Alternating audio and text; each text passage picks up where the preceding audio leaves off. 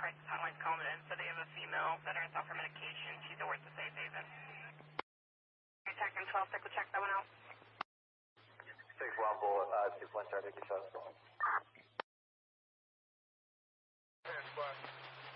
Office still stands for time? No. Offender in custody?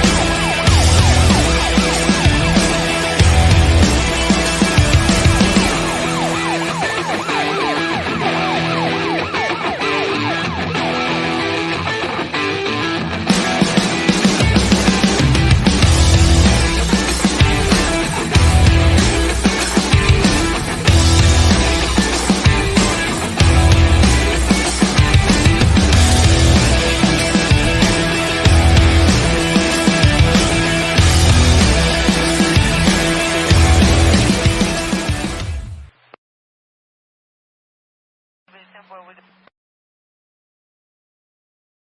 anyone else close, wait to see result, let me know.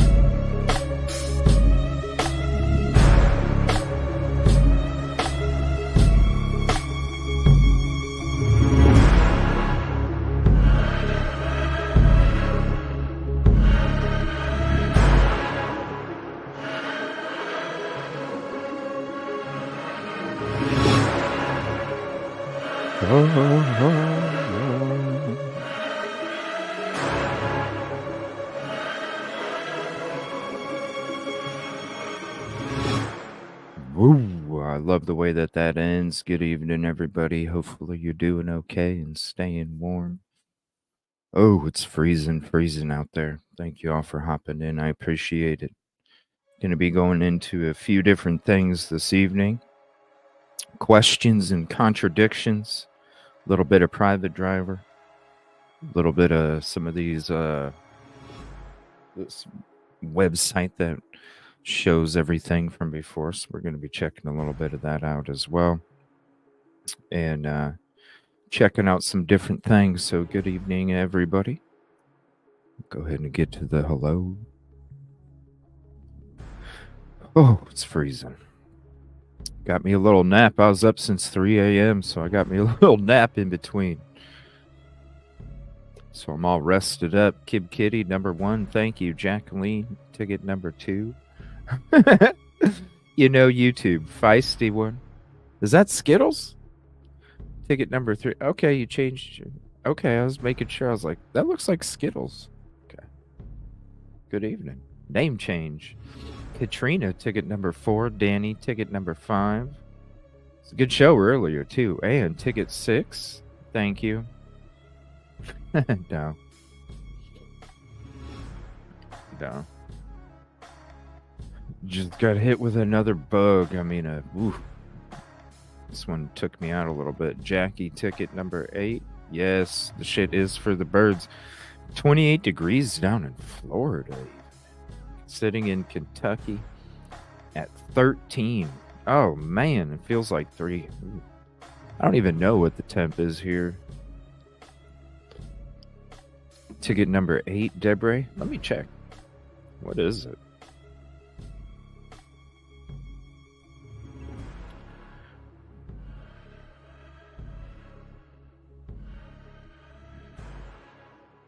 Uh, 12, but real feel is 3 degrees. So it's 12 and 3 over here. Ain't that crazy? Burr. Man. Ugh. I don't even want to think about it. See what I'm saying? Yeah, prayers, Debray. It's this bug. It just keeps...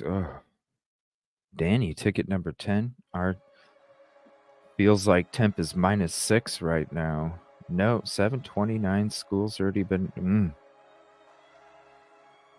What is it, you know? Katrina. Summer's coming up soon. It won't be long until we're wearing shorts and t-shirts and tank tops and all that good stuff. They've already closed schools. What's up, Jackie? Thank you, Christina. Ticket number 12. Ticket number 14, Mary. Diane, hello. Christina, number 14. Nina. What's up, Nina? Only one of us? Who knows? Right? My arms disappeared. Meant to drop to -6 tonight in Lincolnshire, UK, but I'm snuggled in my bed. That would be cool. I have like a setup where I can like chill in bed and just do my show, right? Wouldn't that be crazy? I just fell down now. Uh-oh. What now? Which rabbit hole, Caddy? She always comes back out of them with a goodie bag, so even though she falls down these rabbit holes, she comes back up with some goodie bags.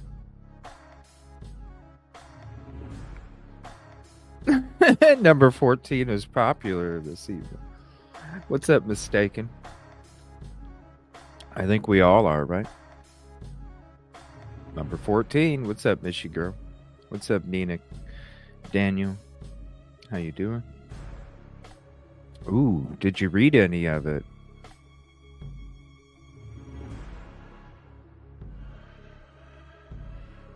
What's up, Sandra? Ticket 22. Thank you for hopping in, Nina. Hope you feel better. Ticket 18. Rest is the best. Darn snow here in Bethlehem. Didn't get a lot, just that it's really frigid. Yeah. We didn't get too much either, but man. These temps. What's up, Ed Stacy? How are you? Kelly Miller, ticket number 20. Golden ticket 24. Stay warm and have that hot cup of cocoa or coffee. Yum. Charlie Brown. Yes.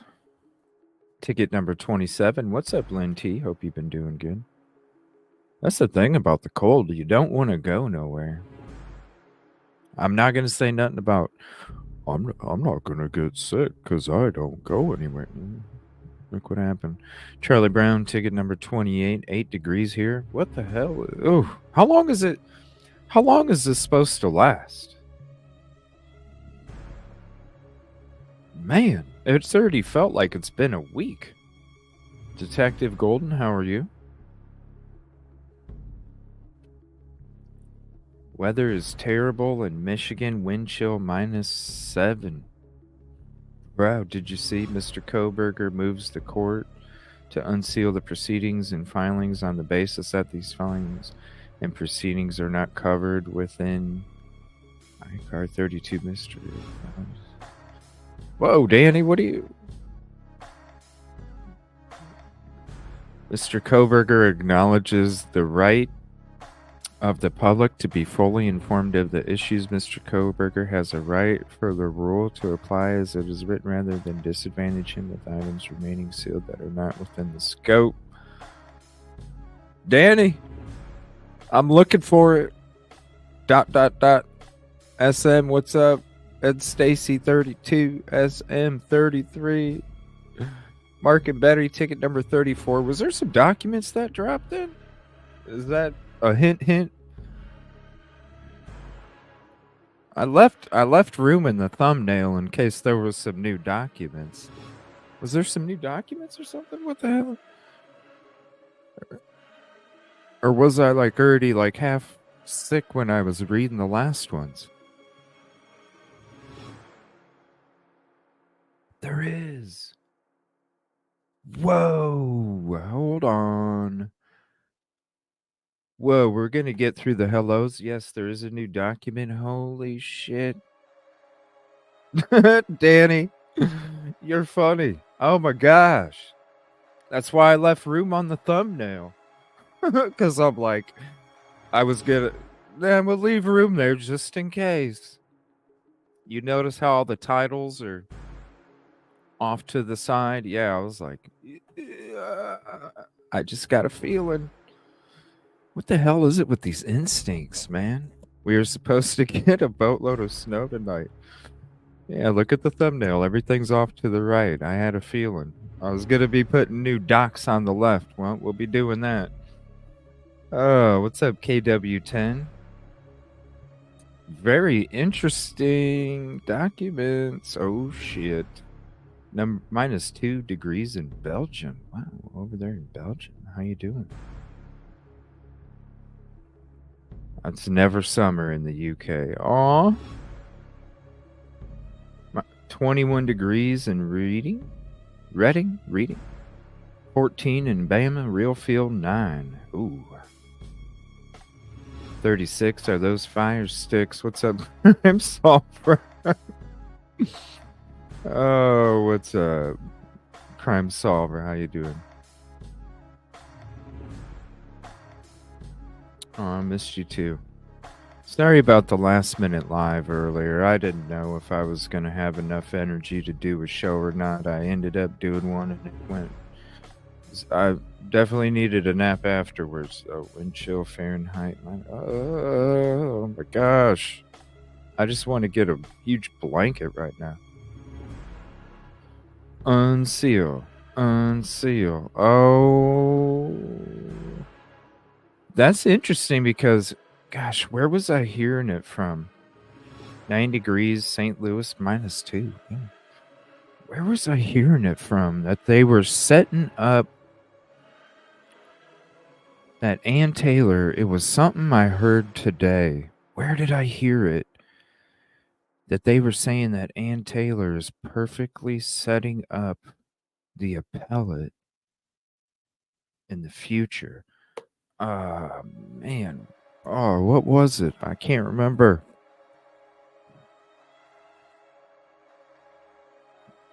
I can't remember. All right, I'm going to do the switcheroo because we got the breaking news, the new documents. So give me 1 second. We'll go ahead and start reading it. Man, where did I hear that? Be right back.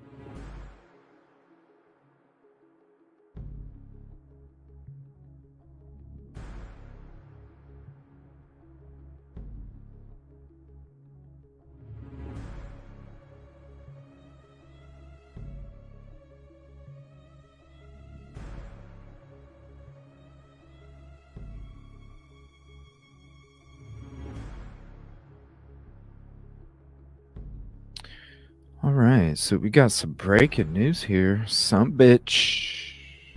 New documents. That was a very crazy way. Shout out Danny. that was hilarious. That was hilarious. Thank you. That was awesome. Motion to unseal. Defendant's motion to reconsider orders denying motions to dismiss the indictment and in the alternative for permissions to appeal from interlocutory orders. Say that 5 times real fast. I bet you stumble.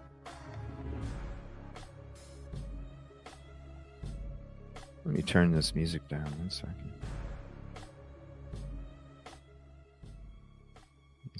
Let's get it there. That's a good setting right there. What's up, Cooter? How you doing?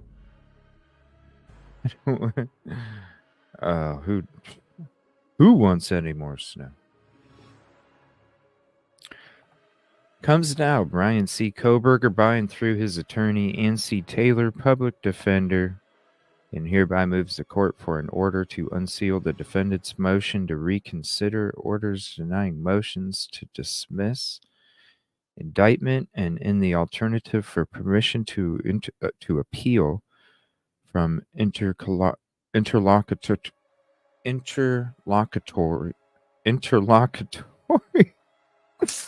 oh my god, this word interlocutory orders. I'm doing it. And stay of proceedings filed with the court on 12/21/23, and the state's objection to this motion that was filed with court on 1/5/24.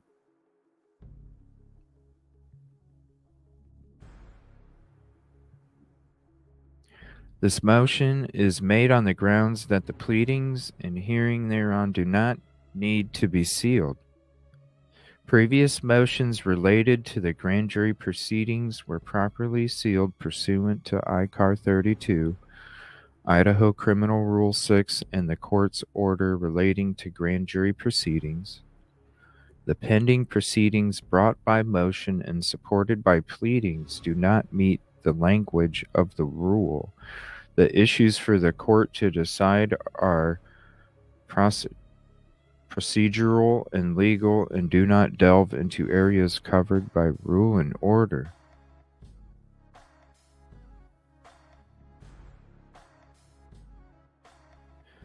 Mr. Koberger sought sealing of his filings solely based on email communication. What?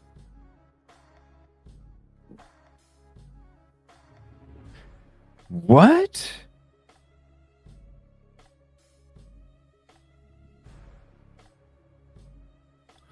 Mr. Koberger sought sealing of his filings solely based on email communications with the Latah County Prosecutor's Office, stating they wanted the filings sealed. The deadline for Mr. Koberger's motion was imminent. This is an abundance of caution. The defense filed a motion to seal.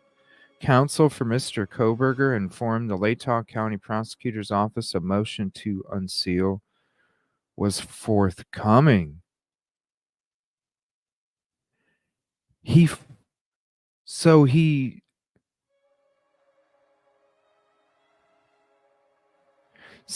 sought to seal his own filings because he was in communication with the prosecution, and they said they wanted them sealed.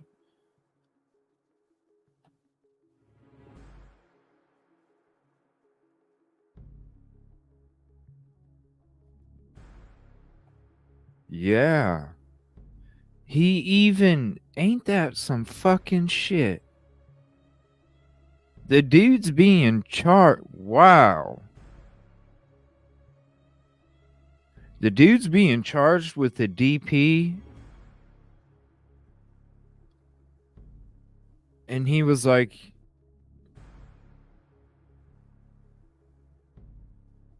yeah, here. You want it sealed? That's fine. trying to work with them, and they're not even. Wow. What's up, my Lee? Golden ticket 40. What?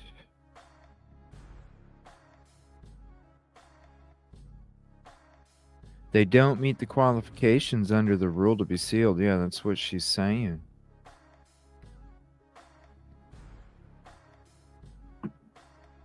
What's up, V-Slims? How are you this evening? Lucy Lou Who, what's up? What's up, Nicola? American Princess, right? And he fucking went with it. The Koberger went with it. He was like, okay. Like, the dude's probably like, yo, I just want the right fucking person, right? He's got to be like, yo, I didn't do it. I'm gonna try and help you, right? What? Hold on, let me go back to the beginning. This is crazy shit. Let me go back to the beginning. Let me let this sink in for a second. Man, let me get rid of this breaking news thing. There we go. Yeah, I'm going to go through it again. It gets weirder by the week, right? I'm going to go through it again. To me, it sounds like they were asking him. Damn, they want everything out in the open. I wonder if this has anything to do with what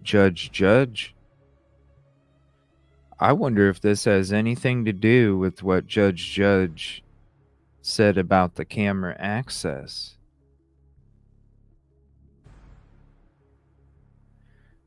I wonder, because they filed the 11th supplemental request for discovery right before the IGG doc dropped from the courts. That's also when we found out about, Twitter. There's not going to be any live updates on Twitter. No, devices inside. Laptops only strictly for note taking. That's when we were all like, shit. Is there going to be transparency in this trial now? And now the defense is dropping this. This was 4 days ago. So this was Friday? Is that the 14th, right? Or the 12th? The 12th, right? The 12th was Friday. So the supplemental, the 11th supplemental was the 9th. The IGG info drop on the 11th. And then the 12th is when the motion to unseal defendant's motion to reconsider, which is what we're reading now. All within a few days' time. The 9th, the 11th, and the 12th.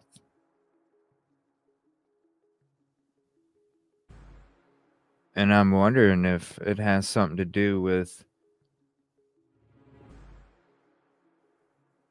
look, if you're not going to be transparent to everybody on YouTube, let's be transparent with everybody with the documents that are on YouTube then. Damn straight, Ann Taylor.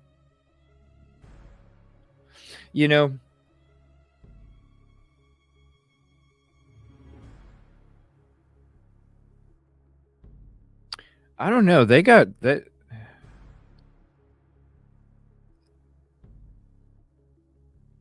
I don't know. You hear from experts and you hear how she's doing a very strategic.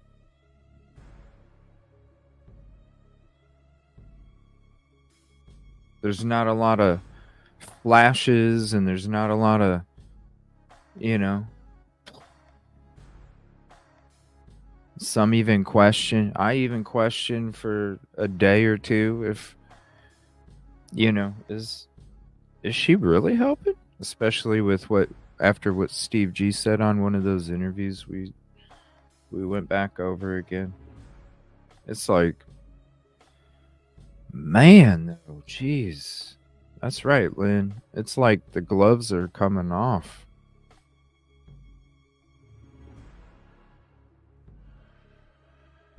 So Friday was the 12th, Thursday the 11th, and then the 9th was on Tuesday. So it all happened Tuesday, Thursday, and Friday. This was on Friday. Yeah, this is brand new. New document.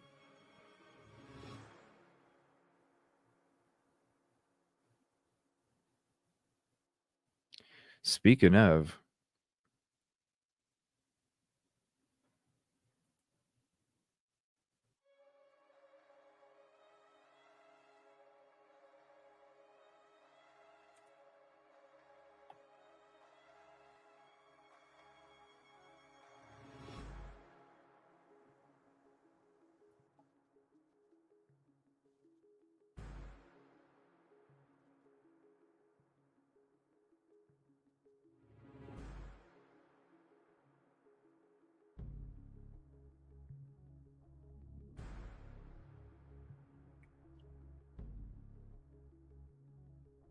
all right.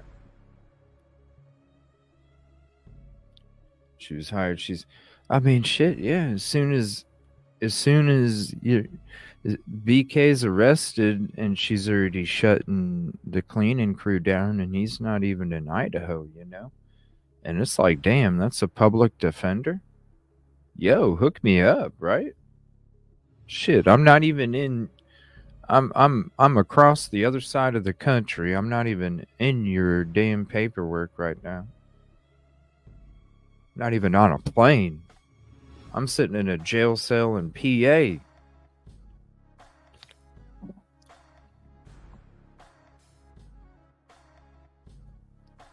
I'm sitting in a jail cell in PA, and you're shutting down a cleaning crew already, and you got a team assembled. I mean, shit. She was on it right from the get-go. Excuse me. All right, let's go ahead and read this again here.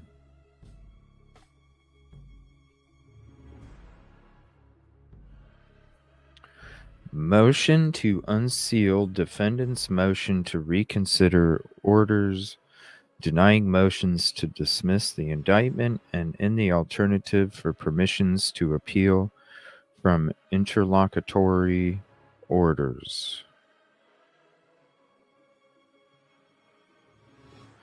Comes now Brian C. Coburg, bind through his attorney Ann C. Taylor, public defender, and hereby moves the court for an order to unseal the defendant's motion to reconsider orders denying motions to dismiss indictment, and in the alternative for permission to appeal from interlocutory orders and stay of proceedings filed with the court on 12/21/23, and the state's objection to this motion that was filed with the court on 1/5/24.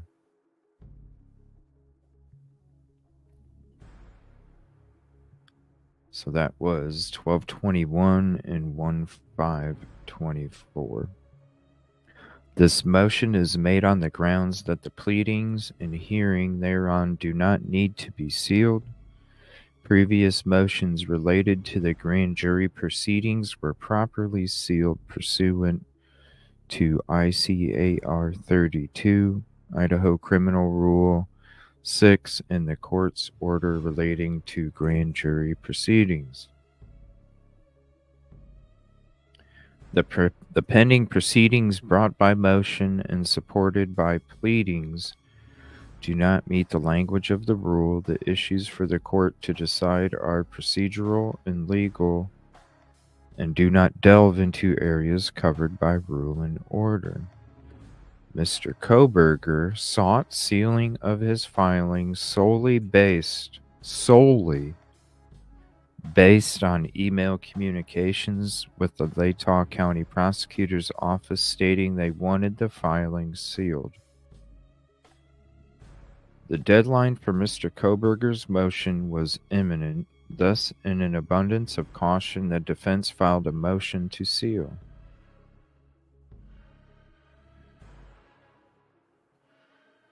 They're trying to work with the prosecution. We just want the documents. We've been asking for the whole time. Here, we'll even give you a little bit. We'll go ahead and seal it up if that's what you're asking. We'll give a little to get what, we keep asking the same thing here. We'll give a little bit. That's interesting. Mr. Koberger moves the court to unseal the proceedings and filings on the basis that these filings and proceedings are not covered within ICAR 32. Mr. Koberger acknowledges the right of the public to be fully informed of the issues. Mr. Koberger has a right for the rule to apply as it is written rather than disadvantage him with items remaining sealed that are not within the scope of ICAR 32. Wow.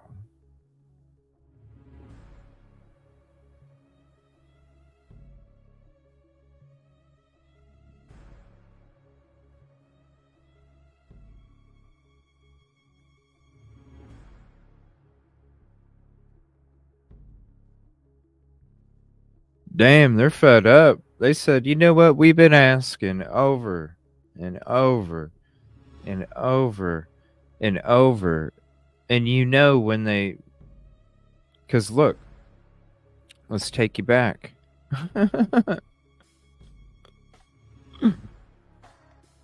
This is just my opinion. What's up, Crafts and Crime? This is just my opinion. Okay. So way back when I was talking about, we were having the discussion about, this was the court hearing before the last court hearing. We were having the discussion. We were having the discussion before that, honestly. But others kept talking about how there's going to be information. There's got to be information. There's going to be information. This is just my opinion, of course. But I was saying, they've been asking for the same shit over and over and over and over. And in the summer, right, in the beginning of fall, you got freaking Bill Thompson standing there with his papers saying to the judge, how can we simply provide something we don't have, Your Honor?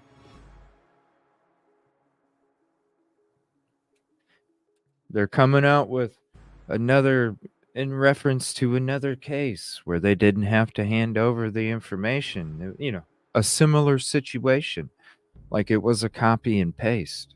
It was kind of crazy because we read through this whole, it was all sorts of, it was when we were reading about, 1600, the year 1600 and the practices and all this other shit, when all these different laws were being created in its infancy. It's like, why do we need to know about King whoever, right? But they were bringing up recent cases that they didn't have the information for the DNA profile match because it was with another agency, yada, yada, yada. And I'm just like, even at those last two court hearings, so many people and they're going to have some crazy documents drop. I'm like, watch. If they were, they would have handed some shit over already. They're not going to give anything, and they don't care to find it because they don't care to use it. They've already said it.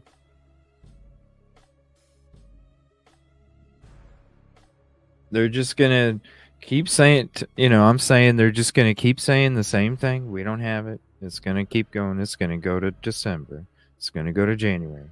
It's going to go to February or March. They're going to be like, okay, we just want to move on. Right? Look at what's happening. Look at what's happening. So you got the defendants. This is after, okay? So we're going back to 12/1. Bam. Shit got dropped right before December 1st. Then you have a whole bunch of these other orders, interlocutory, right? Media requests, okay? Setting the date for a hearing, all this other stuff. Then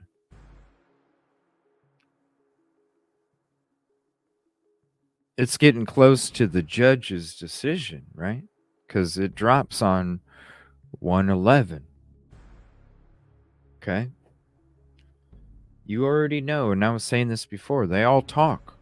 They're all talking in the background. It's that water cooler that I talk about. So when it gets close to that, right? You know what? Boom. That's why it was like, whoa, they filed an 11th supplemental request, right? We hadn't even heard anything about what the judge decided about the IGG. That was the whole thing. Damn, it's been since November 30th, and we haven't heard nothing about this IGG stuff yet. Right? And I kept saying, it's probably just a bunch of headers with redacted shit on it. What's up, Jenny? So then, you're at the water cooler, okay? You're at the water cooler in Latah County. You're at the water cooler. What's up, Tano? And all of a sudden, you hear ticket 44. You hear at the water cooler. That the judge is going to be making his decision. And you also hear what's not. Again, this is my opinion. What's not in the decision, right? Yeah. Hey, guess I heard it's just a bunch of redacted papers that have headers on them. That's all. And the reason why, they're not allowed to have access to it, that's why the prosecution keeps saying, how can we provide something we don't have? Because they don't have access to it. Why don't they have access to it? Because somebody showed up and fucked up right in the beginning, remember? Right? All this shit that I've been saying. So you hear at the water cooler, it's just a bunch of redacted documents. The judge doesn't even, they're just going to give you an envelope that's, got the sticky on it on the flap, and it's just a bunch of nothing. Okay, supplemental requests, right? 2 days later, IGG. Okay, well, I decided what seal and what gets what. I decided what the defense is going to be allowed to see, right? And then guess what? The very next day, this document, unseal it.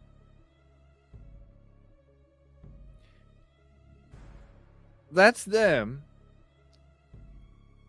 Right here. Mr. Koberger has a right for the rule to apply as it is written rather than disadvantage him with items remaining sealed that are not within the scope of ICAR 32. You can't file this right? You can't file this until the IGG document drops. Then you can file. You can file the 11th supplemental request whenever you want. A couple days before IGG court document drop, there's an 11th supplemental request for discovery. Then the IGG 2 days later, then the very next day, unseal it. Instead of him being at a disadvantage with items that are remaining sealed. Basically, what are they saying? You know what? We're not going to get what we've been asking for. It finally got to the judge being able to decide, oh gosh, they gave him documents. Okay, cool. Judge gets to decide on what we get to see. Finally, what we've been asking for this whole time. The judge only gets redacted headers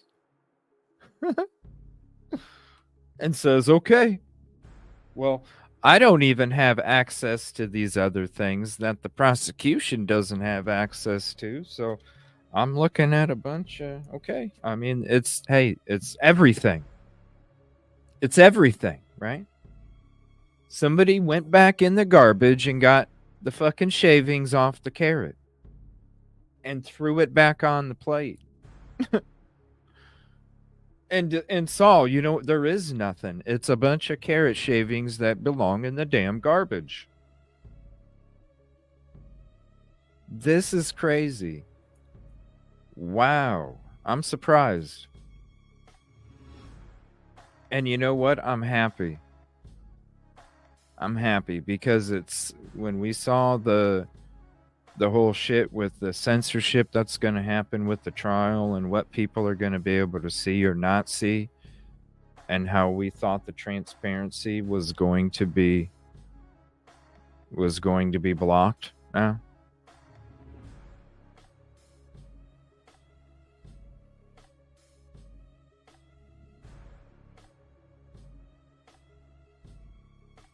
Nope. They said unseal it. We did it as a favor. Mr. Koberger sought sealing of the filings solely based on email communications with the Latah County Prosecutor's Office, stating they wanted the filings sealed. They did it to work with the prosecution. The prosecution continued to gaslight them. Because that's what it is. Let's be honest. What's up, Darkling? The prosecution has been gaslighting the defense and Mr. Koberger this whole time, and their communities. Let's be real about that, too.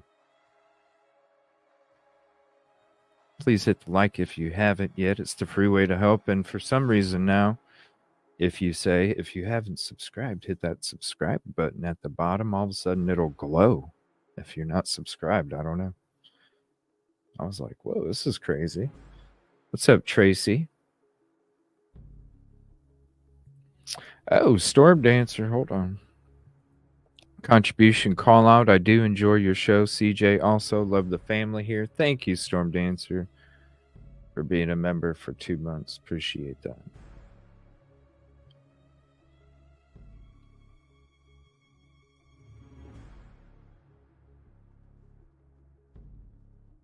This is crazy. This is huge.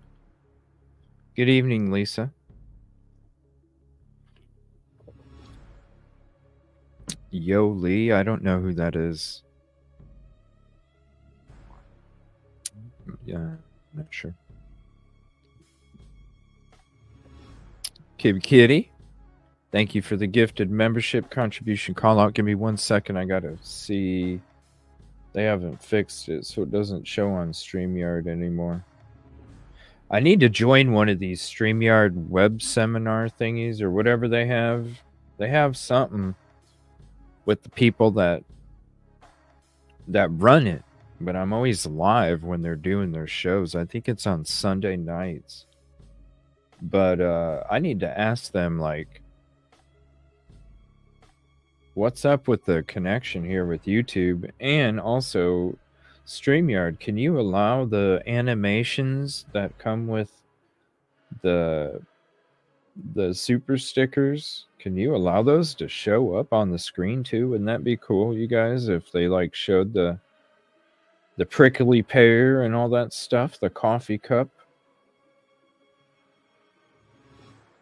Let me see. Nina was gifted a membership. There we go. Thank you, Kid Kitty.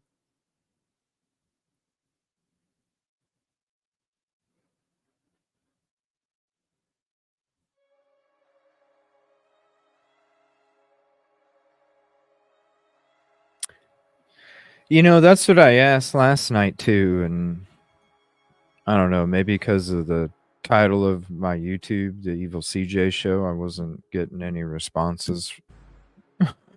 But I was asking, like, that was another question I had too, like, what was their opinion on the 11th request?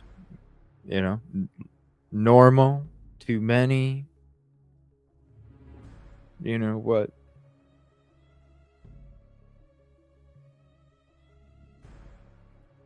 Number 50, thank you, Dre. Stay warm. Mm-hmm. Yep. There's going to be some new documents the next couple days. Yep.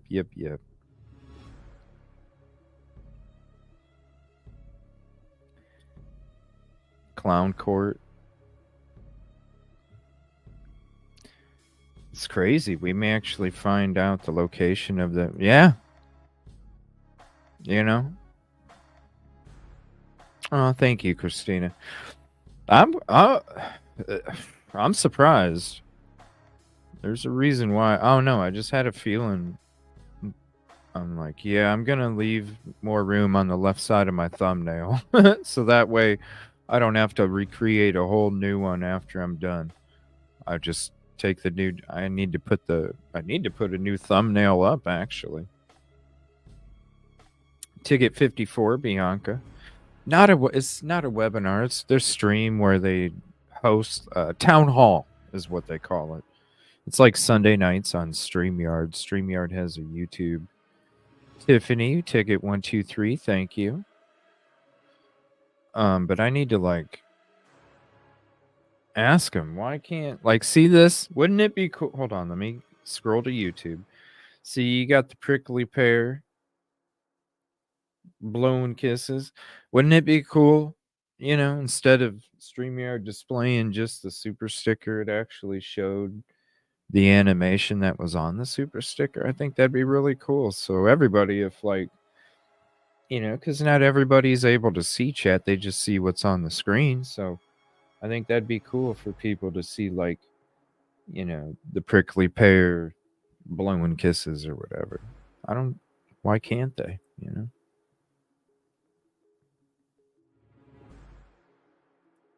Which one?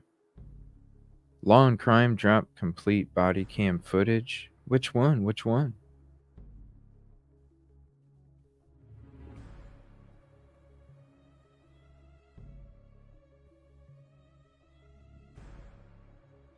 What's up, Devo? I don't know. I have a feeling. I don't know. We'll see what the response is. But they have to, I would think. No?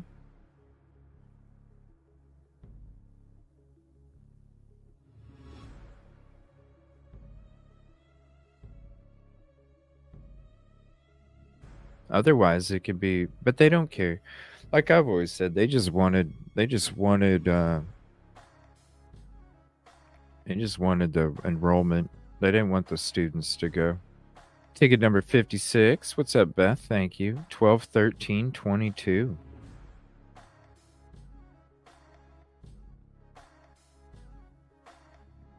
What's up, AG? Very interesting. Did you see these new documents?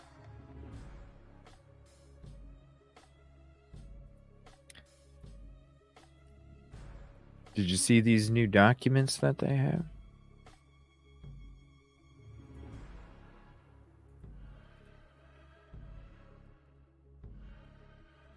Speaking of, I need to...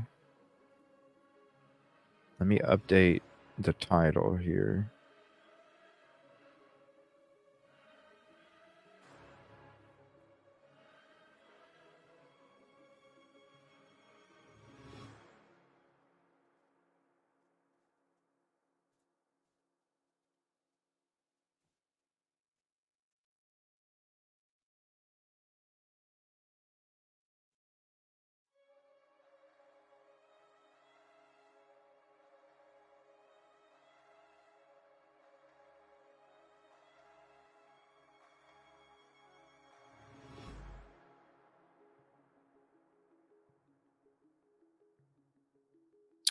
Yeah, if you haven't seen them, I'll go ahead and go through them again real quick. They're pretty, it's just basically a page and a half page.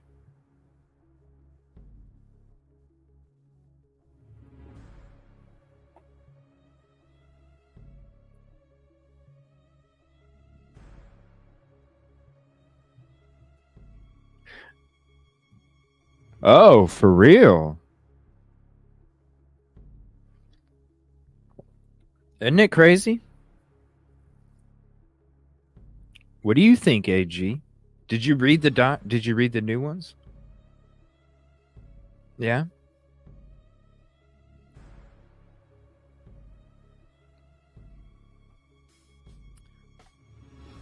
Like I said, they never cared if somebody gets convicted. Look at the prior cases that they've done. They'll sit there and like, hey, we felt the person committed the crime and we have no desire to go after any other tip. And the unfortunate thing is all these families have to, yo, the house is already torn down. It's ridiculous.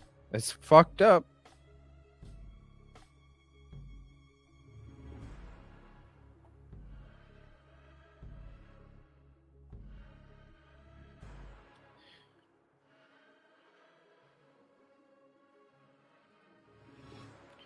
No. I think this is what took. I think AG. I think Ann Taylor was trying to throw the prosecution a bone because she wanted what she's been asking for this whole time. I think the prosecution, it says that the only reason that Mr. Koberger sought sealing of his filings solely based on email communications with the Latah County Prosecutor's Office stating they wanted the filings sealed.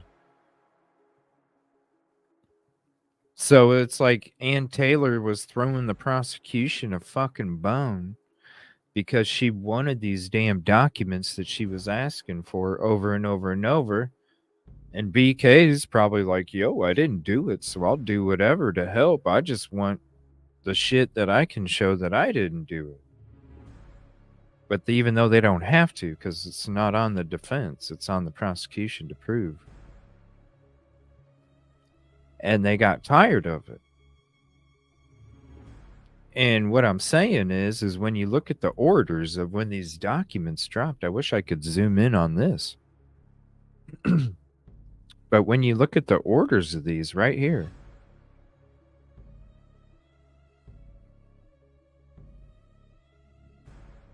that says right there, defendants 11th supplemental request for discovery. They were at the water cooler and they heard there ain't shit. So they're going to go ahead and put one in. Then 2 days later, that's when it comes out. Okay, they're going to get their, that shiny folder with whatever. They open it up. They open it up and they're like, redacted, redacted, redacted, redacted, blank page with a header, blank page with a header. There's nothing in here. All right, then. I'm tired of playing around. I'm tired of asking for damn near over and over and over for a frickin' year.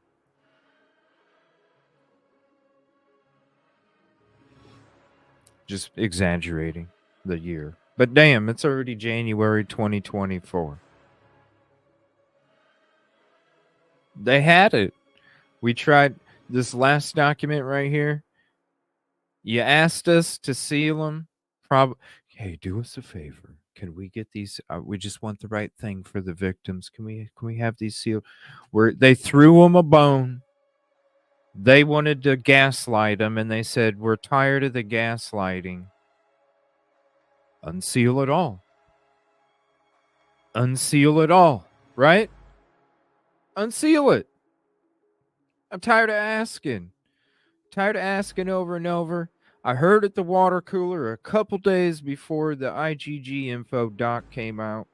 I heard at the water cooler that there was nothing but redacted fucking papers and heads and headers. Then the decision comes, the one I heard at the water cooler, 2 days later, boom. And then after I got it, I'm like, yep, there really is fucking nothing in here. Jimmy was right. Jimmy at the water cooler was right. There ain't nothing in here. All right, then. I'm tired of asking. We're going to go. Look, unseal it all. You want to. Nope. I'm tired of asking. And then the stuff that you're asking, right? The stuff that we've been asking for that is under seal and we can't see it. You know what? Forget about it. Like I was saying back in frickin' October, November. They're going to get to the point in February or March where they say, look, forget about it. We just need to move on. And look at what they're doing. Mr. Koberger has a right for the rule to apply as it is written rather than disadvantage him with items remaining sealed that are not within the scope. Rather than disadvantage him with items remaining sealed. Fuck it. Can we just...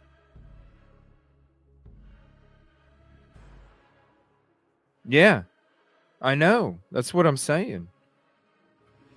But when it comes to the IGG documents, there are some IGG documents that the prosecution doesn't even get to see. That's what I'm also talking about when it comes to sealed. Those documents, the ones that Ann Taylor keeps asking for, and the ones that Bill Thompson is saying over and over and over that they don't. How can they offer documents they simply don't have? Those are also sealed documents. Those are also sealed documents that the prosecution can't even. Sealed from who? Who do you think? That's why the prosecution can't supply some of the documents that Ann Taylor wants, which goes back to the conversations from months ago. And why I said, what is the reason why documents that are sealed that the prosecution can't even see? Why would they if they're involved in another right? Because why would Brian Koberger, we're going back months, why would Brian Koberger not be able to see some of these documents? Because the only way that the prosecution wouldn't be able to see him is if they're involved in another investigation. Remember this? I've been saying this for months. The only way that BK can't see those documents that the prosecution can't even see is if it's involved in another investigation. And the only way that it's involved in another investigation is if it's one of your own, which then same night, way months ago, I came to the conclusion that one of their own done fucked up. I mean, this has been months. Those are sealed too. And when I'm talking about sealed, not just from public, I'm talking about sealed from the prosecution, sealed from the judge, sealed from the defense. Those same ones we were talking about 3 or 4 months ago.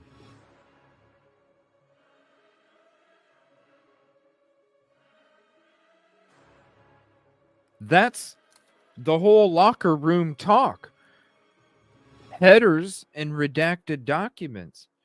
The prosecution got a bunch of headers and redacted documents, but they didn't.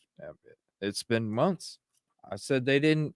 Why would you give, if you're trying to give somebody a plate of carrots, why are you going to give them the shavings in the garbage too? You're not. You're going to say, here's everything. Here's all the carrots. And the defense is like, no, there's more carrot than this. Where's the rest of the carrot? And the prosecute, we don't have any more of the carrot. The defense, yes, you do. Okay, then. It's the end of November. Let me go back into the garbage and get the scraps out, right? The scraps that you're not going to use, redacted fucking headers. Scraps you're not going to. Here's everything. You wanted everything. They just had enough. You sent me email? Okay, Tiffany. FBI gonna get. No.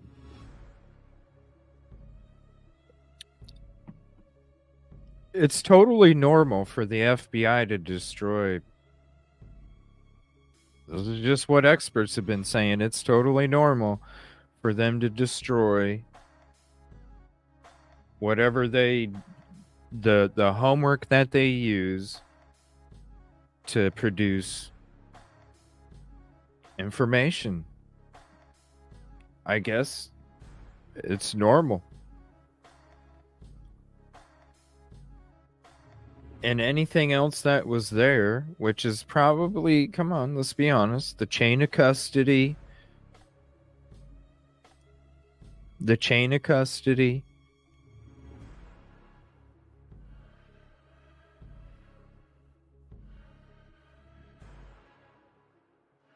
And it's like I said from the beginning, too big for their britches. They walked in. Somebody done fucked up right in the beginning. Remember? That's why I was referencing 12/16/2022 interview with Fry, where I was like, holy shit, look at it. I bet you this is the day that they found out that one of their officers done fucked up. They made an announcement that they're up changing the schedule for the holidays when you're smack dab in the middle of two fucking holidays. What do you need to change the schedule for? A month after the crime, you should already have your rotation perfected where you're not having to do that. And you're going to blame it on the holiday. My ass. I will always feel, until I'm proven wrong, I will always feel that they found out on the 16th or the 15th that one of their officers fucked up.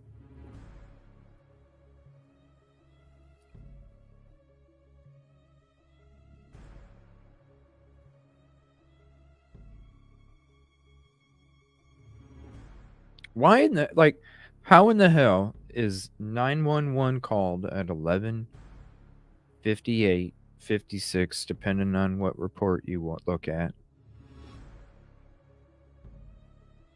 And MPD doesn't show up until 4 hours later, and when they do show up, ISP's in the middle of doing shit already?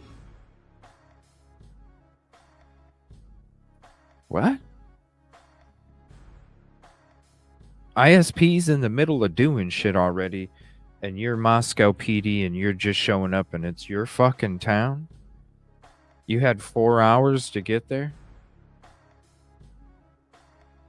That's why I was asking earlier, was the whole department off on a brunch date? You know, a couple hours away or something? Was everybody took the day off? They just, put the dispatch on a switch, and it went directly to the state police. And it went to the, sent Instagram. All right, hold on.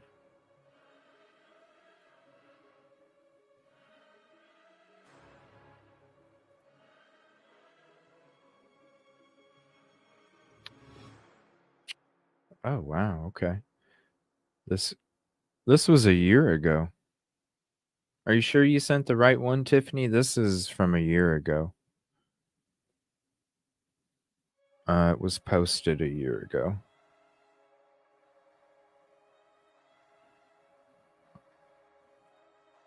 So, December 12th, 2022 is when it was uploaded. Okay, let me go back to this.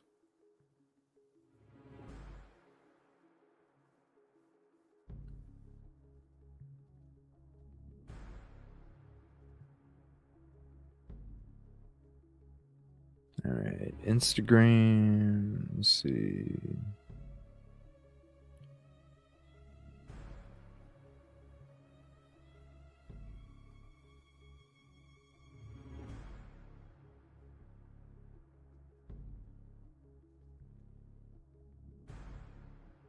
Oh yeah, I'm pretty sure too.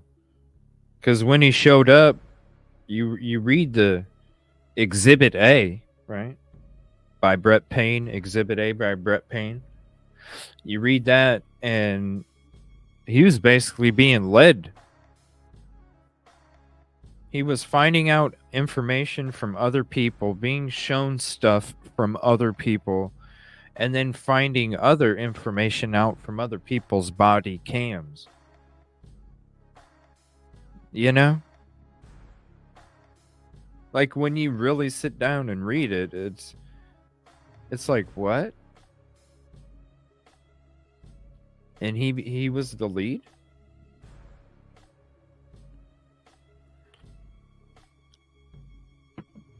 I mean, you heard from Chris McDonough last night.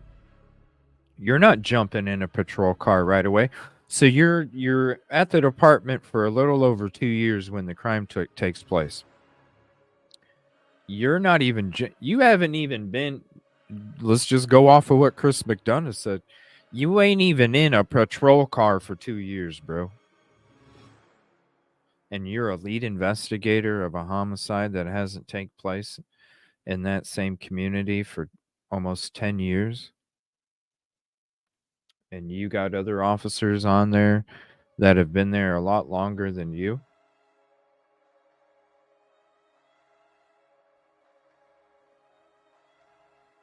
Yeah, exactly, Susan. One of the first ones done fucked up. And that's what I'm saying on 12/16. That's when I feel like they realized it. They had to come out with a presser because there's going to be some changes. And so instead of answering about the changes in another presser where they're not ahead of the story, just watch 12/6. Watch the interviews from watch the 3 interviews, one-on-ones before 12/16. Watch 12/16.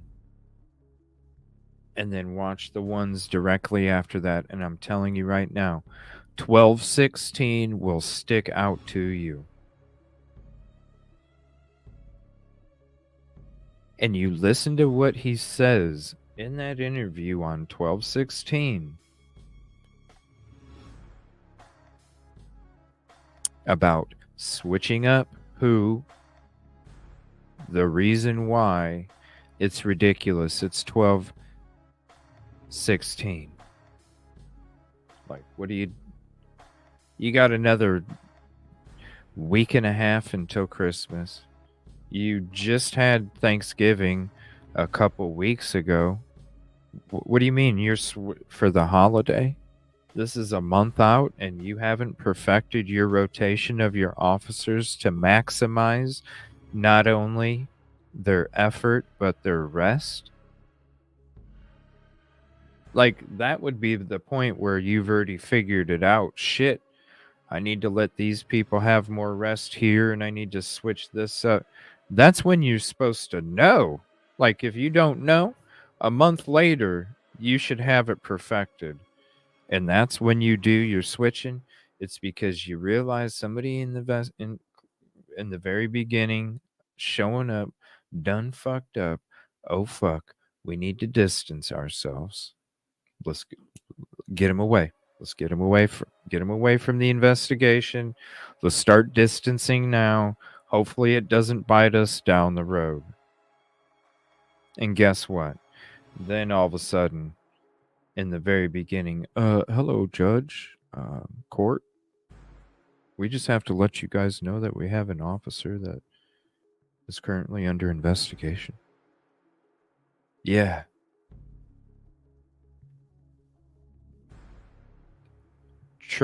Try to distance as soon as possible. 12/16. But blaming it on the holidays. No. No. And then ever since then, because they didn't, you listen to the interviews from 12/16, and around that same time, they were still talking that the white car could potentially have information to help.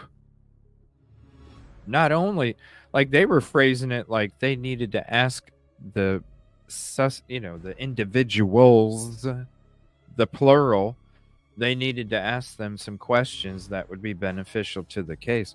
They weren't zoned in on Koberger. That's why he was driving cross country and they allowed him to leave the state. Because they weren't. Listen to their interviews and the way that they answer the questions. The way that they answer the questions when it comes to the suspect and who committed the crime. It's all plural. They find out on 12/16, oh shit, we need to blame it on the holidays. Come on. It's perfect, right? Then all of a sudden it's like, okay, guys, we're going to lose this. We're going to lose it. Because Jimbo here done fucked up. Because remember what Chris McDonough says, you can't make a mistake. You walk in there too big for your britches, you're too damn cocky. Well, that's a mighty fucking fall, bro. That's a mighty fucking fall when you walk in cocky as shit. And look what happened. Walk in cocky as shit. One of your own done fucked up. They tried to distance themselves.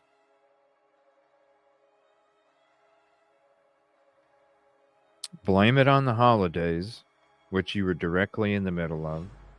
And then all of a sudden, the last week of December, a rush fucking job to get somebody BK because the whole case was going to fall apart. And it might. And it might. Why would Ann Taylor want training records and they not be supplied? Because she knows one of the first people that came in there made a mistake. How many people weren't wearing gloves? How many people weren't wearing booties? Hell, people, when we're going through the drone footage and you see the lady drop a latex glove on the ground, it gets stepped on 3 separate times. They put it in a damn bag and they don't even change their gloves and throw them in the same bag that they picked up the glove that was stepped on the ground 3 damn times.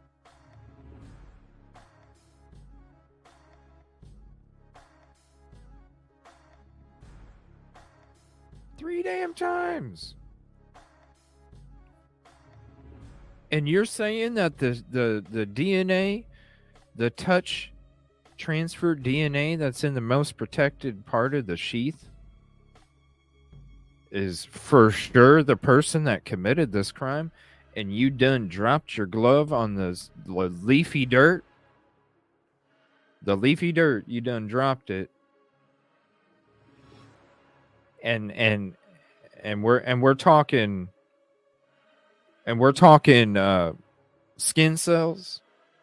Damn, it sounds so contaminated. If you guys don't know what I'm talking about, I'm going to pull up that video real quick and I'm going to show you.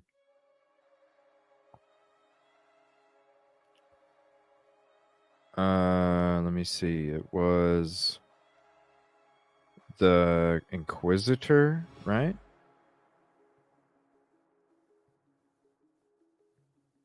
Yeah. The Inquisitor True Crime. So here's their channel. I'll share the link for the drone too, and I'm just going to show you this real quick.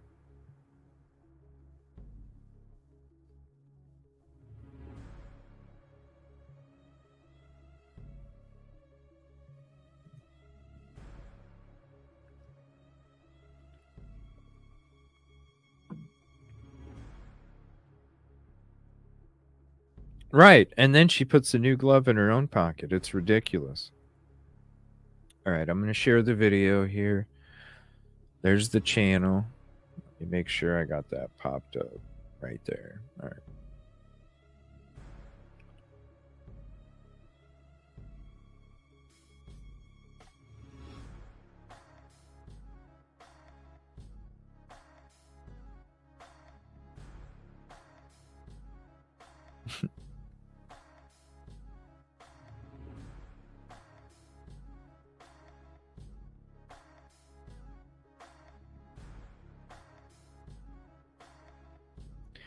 All right.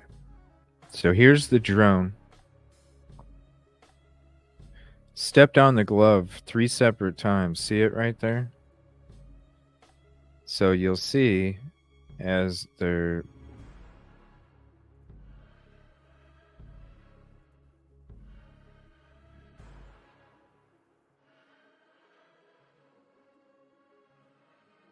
on the ground. It's on the ground there. Okay, so this is floating up above.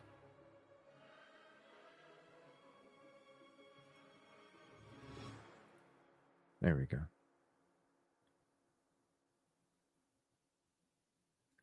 So it's already on the ground. She's already stepped on it.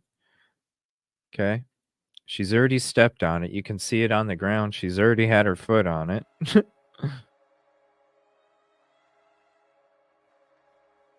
She steps off of it. She says, "Hey, there's a ground." She's putting gloves on. Look at that. She put gloves on. She noticed it was already on the ground. Then why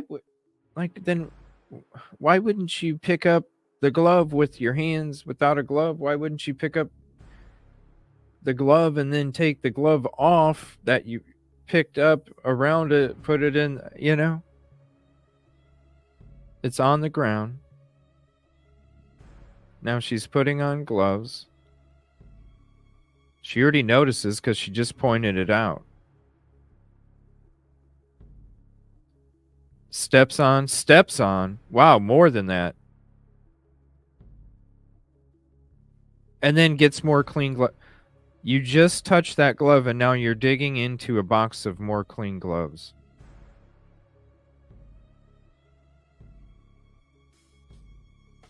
Like, I don't know what the fuck that is. I don't know what the fuck that is. What the hell is that?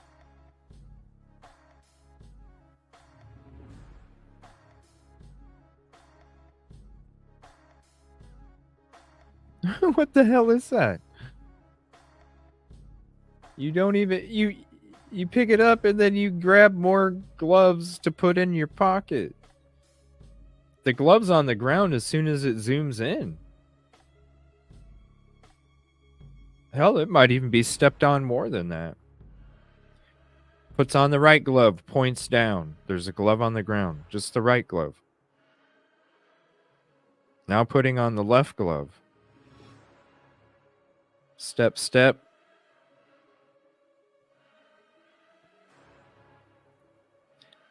Is that how? Ooh. It's dangerous, man. That's dangerous. And you're going off of the DNA you're going off of.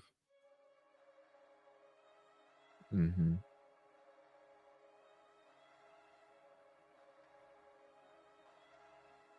Careless as hell.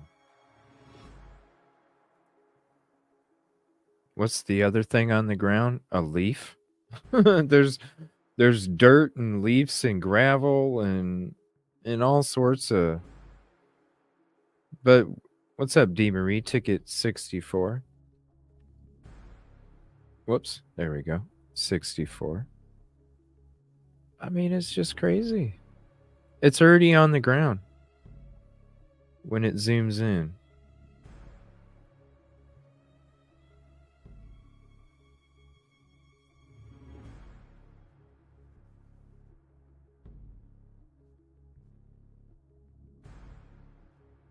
It's already on the ground, points at it, puts on the right glove, puts on the left one, step again, and twisted on it. You see the shit flying off when she picks it up, and then you just grab more gloves. Whose fucking DNA was on the ground there? Whose DNA? Like, think about it. They're boots. The bottom of the lady's boots. So the DNA.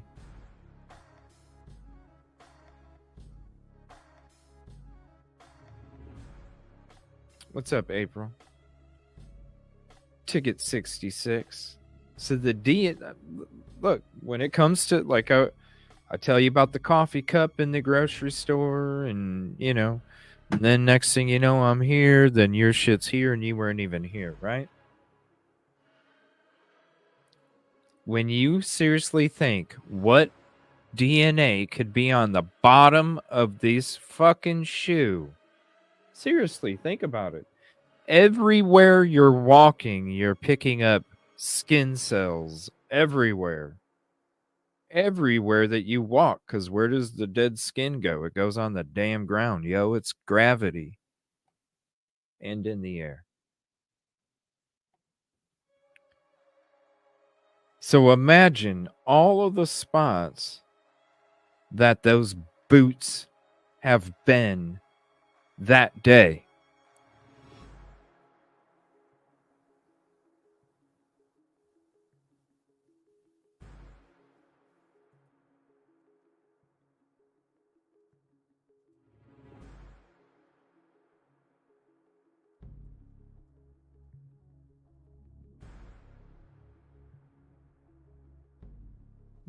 I mean, just watch when she goes to, right before she picks it up, she does a little twist.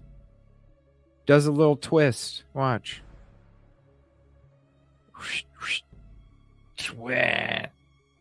Like what could be on the bottom of those boots? You know what I'm saying? Not only the ground, the bottom of the boots.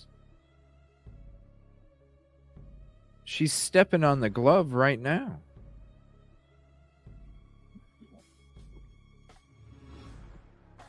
See it right here? You can already see it. Stepped on it again as it comes in. She stepped on it again. Right foot, left foot. Left foot is on the glove partially. Hey, there's a glove. Right foot touches it again. Left foot completely steps on it this time, and look. And goes right for more fucking clean gloves. And goes right for more fucking clean gloves. How do you have a fucking job? How do you have that fucking job?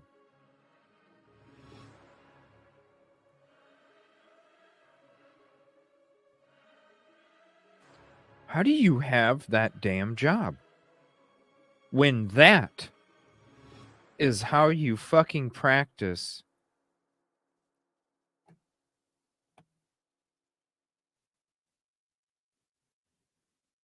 How do you have a fucking job?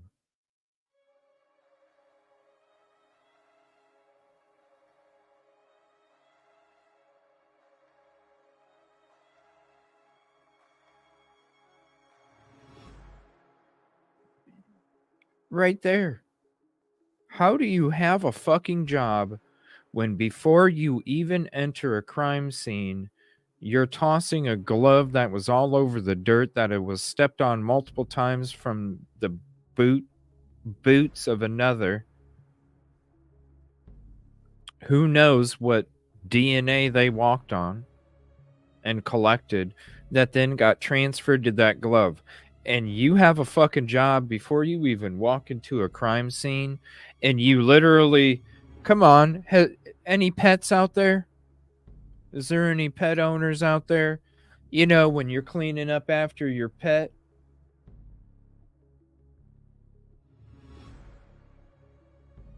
you know, and you pick it up and then you take the glove off.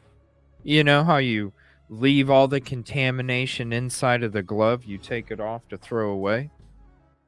You don't even have to, I mean, come on.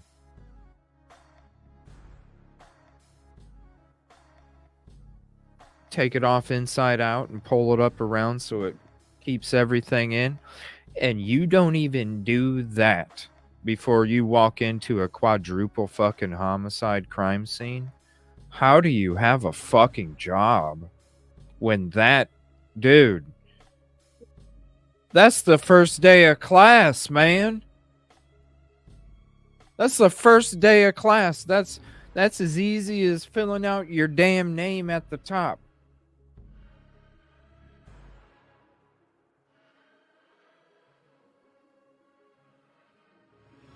Like, it's the first day of class.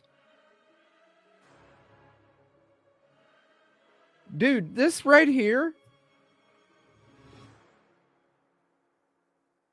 This right here. You don't think this is not going to be shown?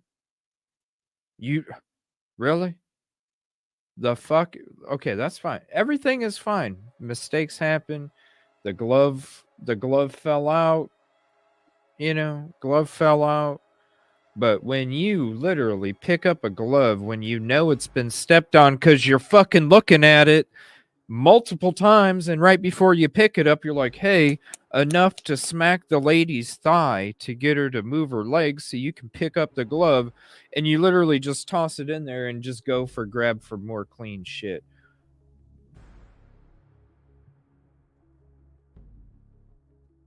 That alone,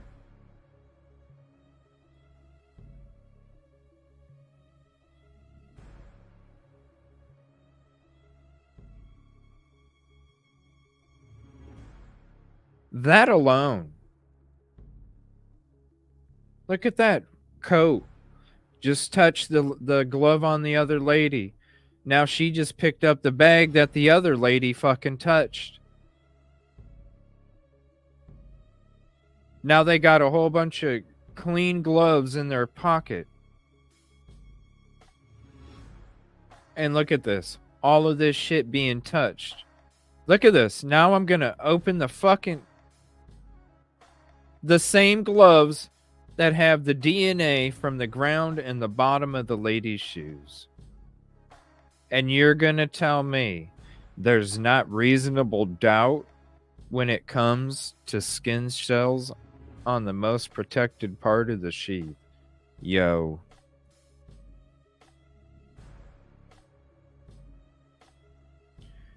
How does this...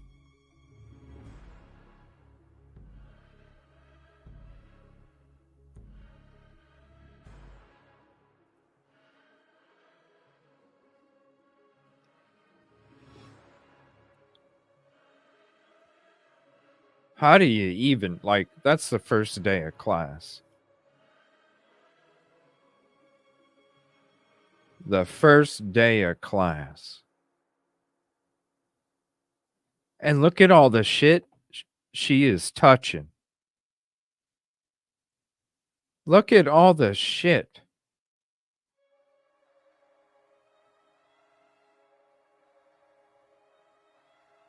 Yeah, not even the first day of class. I'm just being generous, you know? I'm just being generous.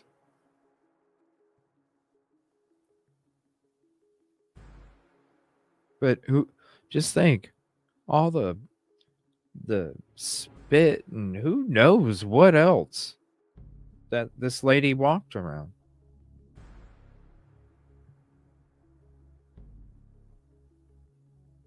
Right? What's up, Stephanie? Thank you for hopping in. So let me share this. This was the Inquisitor again. Shout out to them for the footage. I guarantee you. Right there. Come on, right there. It's disgusting.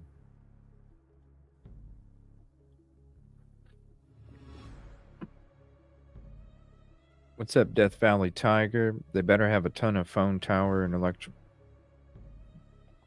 But you hear all these defense lawyers. That's some of the shit that even Chris Madonna was talking about it, the triangulation stuff. It's not pinpoint. You can have, what is it, like a 30 block radius? A 30 block radius. And when you look at the PCA states that the phone utilized the same tower. When I was there, I utilized the same tower before I even got into Moscow. There's a certain part in Pullman that you literally can use the same tower that 1122 utilizes as well. There's a few block section in Pullman. And you don't even have to be leaving. You could be a resident of Pullman and utilize the same tower that 1122 has.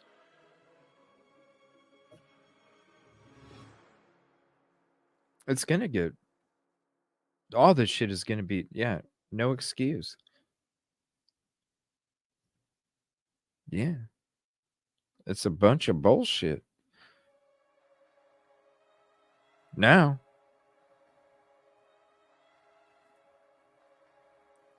that is so, I mean,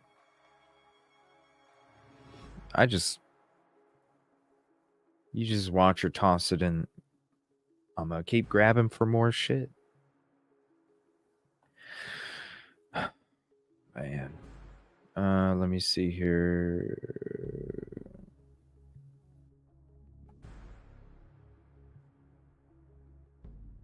Let's see.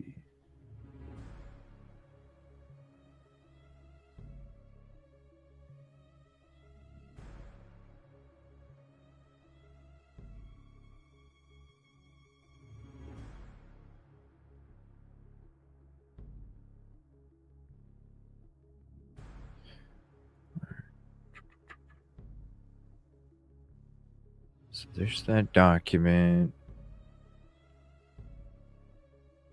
Okay. Now, I'm going to share some things from Twitter here in a second.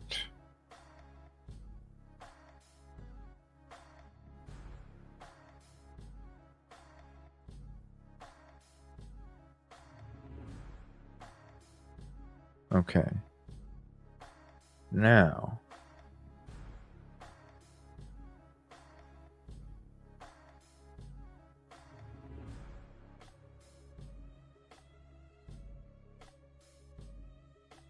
oh yeah, what's up, John Morgan? Ticket 23. Touching all that stuff. All right, so now I'm going to go here. We're going to take a look. So we're going to pause. Come on, get closer right there. So short hair and hair pulled up in a tie. Now I'm going to switch to Twitter here. Okay. I got to mute that. Now I'm going to take a look at this here. I don't know who they copied, but they cut somebody's watermark off. All right. So look who's in there, people. All right.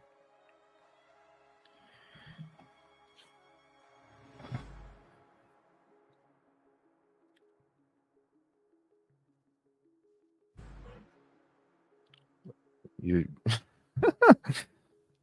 guess who? Guess who?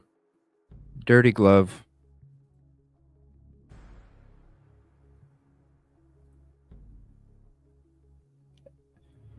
So you got the lady with the shorter hair. Okay. Again, I'm going to here. I'll rewind this. I'm going to share this again. You got the lady with the short hair. We're going to see her first. See her hair? We're going to see the lady with the short hair first. Then we're going to see the lady with the pulled up hair second. All right? Lady with the shorter hair first. Then you'll see the lady with the pulled up hair second.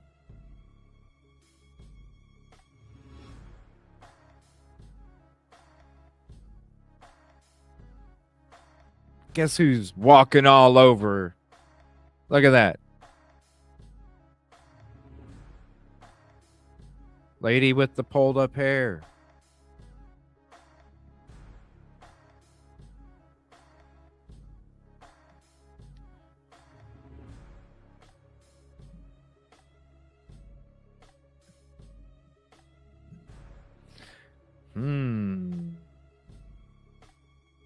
That's not looking good. Dirty glove lady. Yes. Look who's all up in there. Those gloves, you think those gloves are clean? Do you?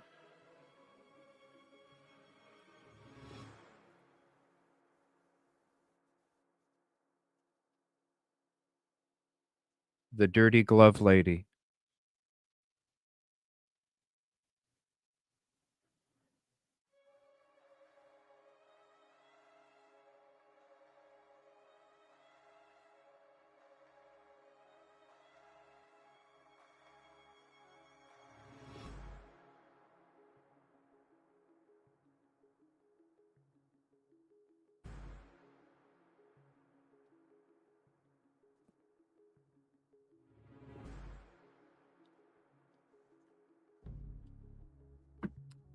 The lady again to the right, the one that was stepping all over the glove.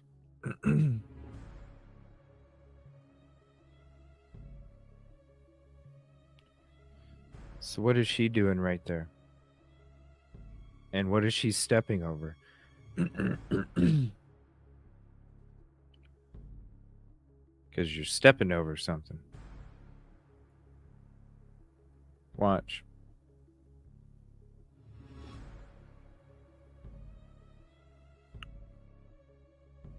See the weird wobble? You're avoiding something on the floor.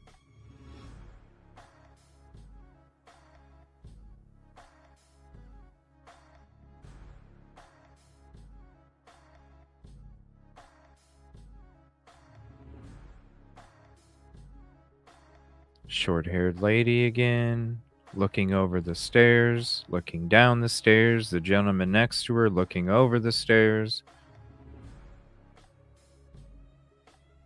They're pointing and discussing something towards the middle of the stairs.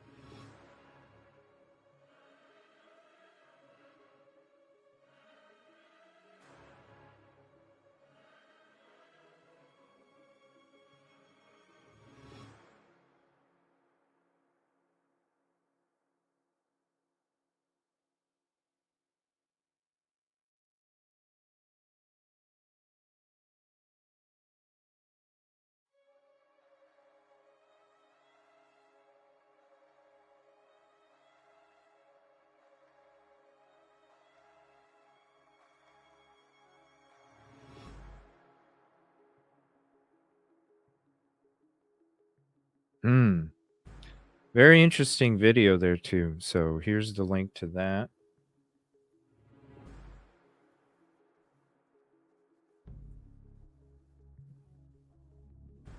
So we just watched these two individuals go all up in that crime scene.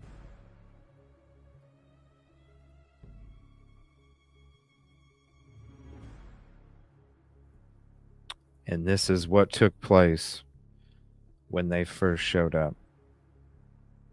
Glove on the ground, stepping all over it multiple times. I mean, come on. The gloves. It's easy as grabbing the other one that's contaminated, pulling the other one around it, tossing it in the bag. No. Let's just toss it in the bag and continue to get more clean gloves to then put in our pocket. And then we're going to proceed to open that bag and go through all the items.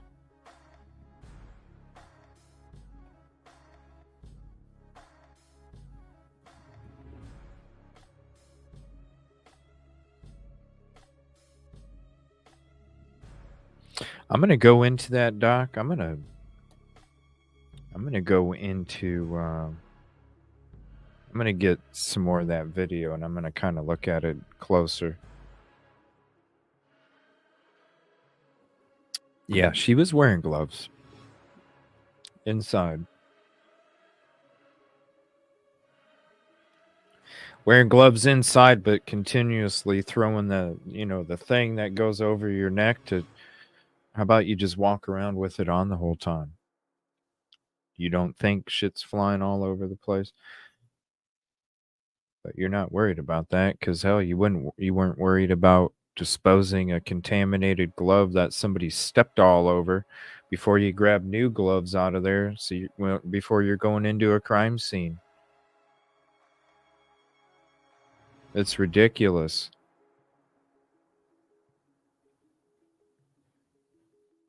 Maybe karma's a bitch. That's probably why somebody didn't follow the hairline that you have there. It did like a quick, because that's what you did when it came to your fucking training. You did a quick, didn't follow the hairline of picking up the fucking glove and making sure you don't have contamination all over shit.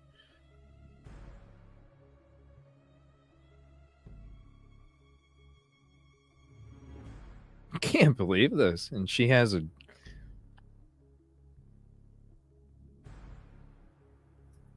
I don't know. It's not even a bowl cut. It's like a vanilla ice. Dun, dun, dun, dun. Look at this vanilla ice shit, man.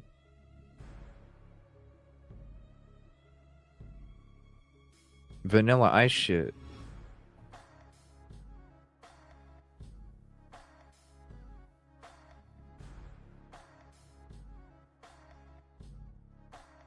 I don't know.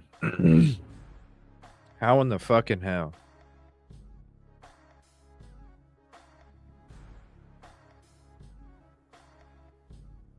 I don't know how you fucking shit just falls like that. All right, give me 1 second. Let's see what we got next. Let me see here. Yeah, I didn't get another message from you, Tiffany. I don't know if you sent somewhere else. I don't see. That one's been out for a year or so. Let me see here. So this was the Business Insider article that we went over earlier today. Very interesting article that has some interesting things that they talk about. So if you didn't get that earlier, there's the link for that you can save. Let me see. As of right now, still King Road homicide is not available. This is the link we were going into earlier. Let me get to the main one.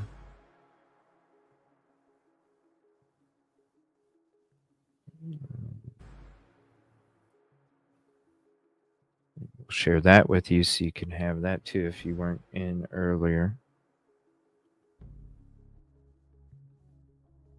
It does take a minute to navigate it because it keeps wanting to disappear.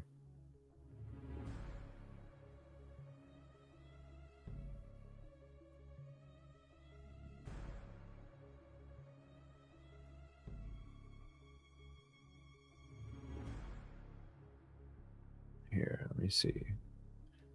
So here's this one. I'm just going to go to this because it's a lot quicker. So here's this link.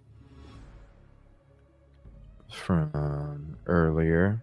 And this is the University of Idaho Communications. And then you just click on this.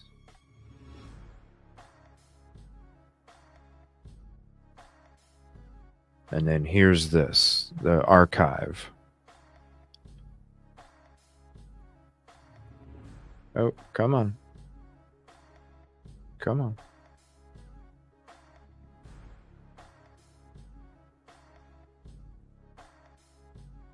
So it's got the web archive where it shows this stuff still. So here's the link for that.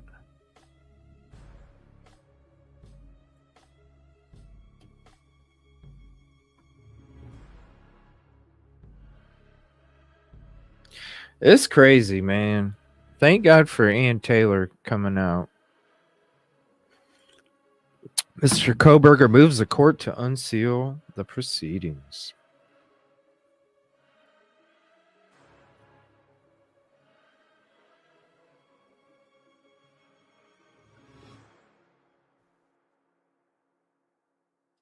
Freaking dirty glove lady. What the hell? Who is that lady? Does she still have a damn job? Who is that lady? Is that Dawn Daniels? No, that's not Dawn Daniels. Is that Dawn Daniels? Who is it? It was in... Shit, they had so many volunteers there, too. Who fucking knows? They had volunteers. I don't understand. I don't know. They weren't wearing jackets. They weren't wearing jackets that said state police. Because look, even in this one, right? They're not wearing... I don't know if they're necessarily state police or not. Because neither one of them are wearing jackets. It's other people. So this lady is... The guy that's standing outside with the ladies in this body cam is... But these two ladies right here, it doesn't say for sure. And I would hope that if you made it to the state level and not a city level, I hope you wouldn't be practicing shit like this if you're a state employee. Oh my Lord, that's even worse. Oh, sorry, Mary.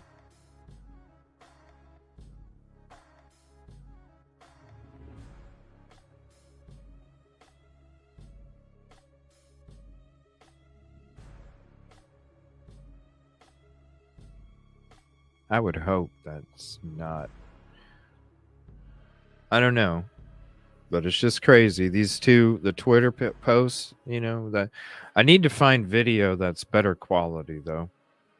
I know there's more. Where did this come from? Was this News Nation? Or was it like a Creme 2 or something? Does anybody remember where this original...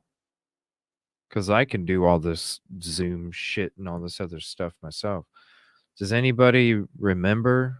Let me know. Send it to me if you know where it's from, and I'll go ahead and do my own Zoom on it, and we can go through it ourselves.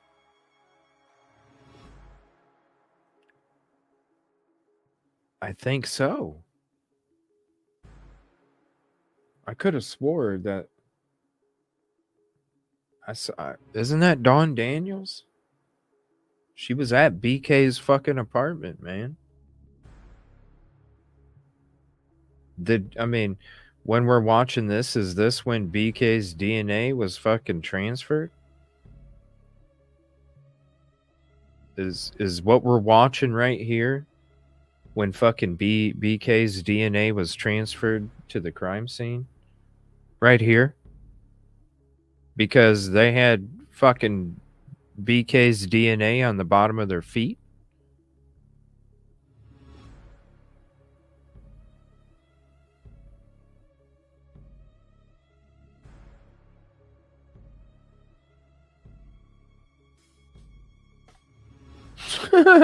You know?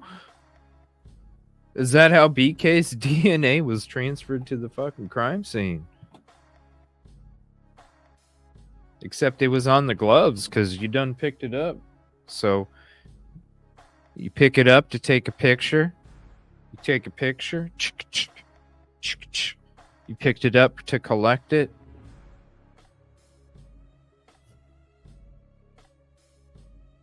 Wow. Is this Don Daniels? It could be trash, but it doesn't matter. It doesn't matter. The lady doesn't throw the glove that she picked up. She doesn't throw it away. It could be a trash bag, but it doesn't matter. She don't change her shit. Look, the lady done stepped all over it a billion times, and then you use the same glove to get more gloves to put in your pocket, and then you still have the same gloves on that you picked up the dirty glove with, and now you're gonna get in. Like, seriously, it's not worth fucking taking the glove off just to make sure and getting a new one. It ain't coming out of your pocket. You know, it's not coming out of this lady's pocket, so why should she not grab another freaking glove to make sure? No, I'm gonna open up this case and go through every freaking, like, yo, this is what I'm saying. You're at, dude.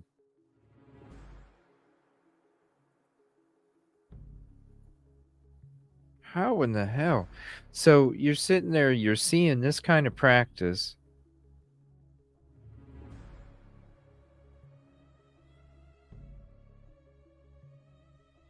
So who's to say whenever they were going through something or...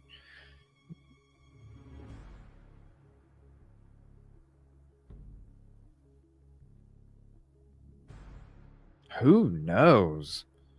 They didn't even have to. That's the thing with the touch transfer. It could just... It could have been... They could have been at somebody else's house that knew BK, and BK was over there and his shit got on the bottom of their shoe, and he didn't even have to be around them at all. He didn't even have to be around them at all. They could have just been to a place where he had been before, got his skin cells on the bottom of their fucking shoe when he wasn't even there. They just went to somebody he knew, or maybe at a fucking public setting or something. Who knows, man? This is crazy. Seeing this shit, and then you watch this, and they're the ones walking around. Give me a break. Yeah, justice, hopefully.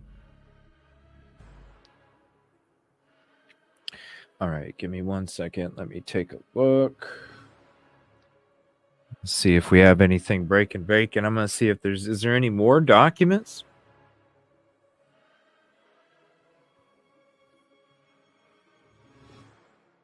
Is there any more documents?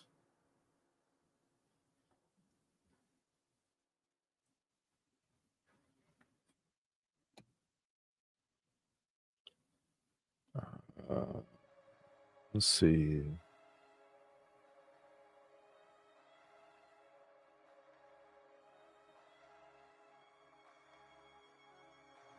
Okay, I'm not seeing...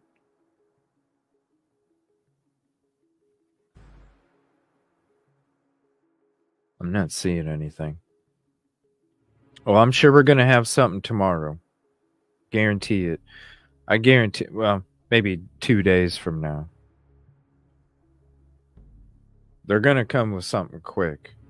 What... I don't know if they're going to try and make sure this is all hush hush. They got to do certain things, otherwise it can get tossed real fucking quick, you know? Video what not to do. Right?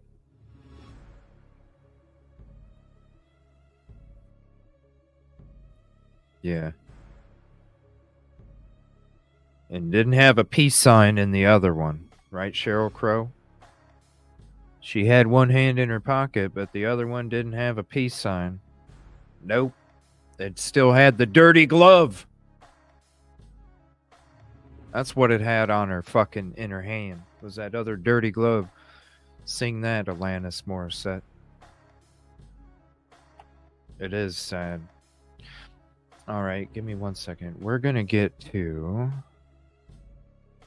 I want to say shout out to... Whoops. I want to say shout out to True Crime with Rosie.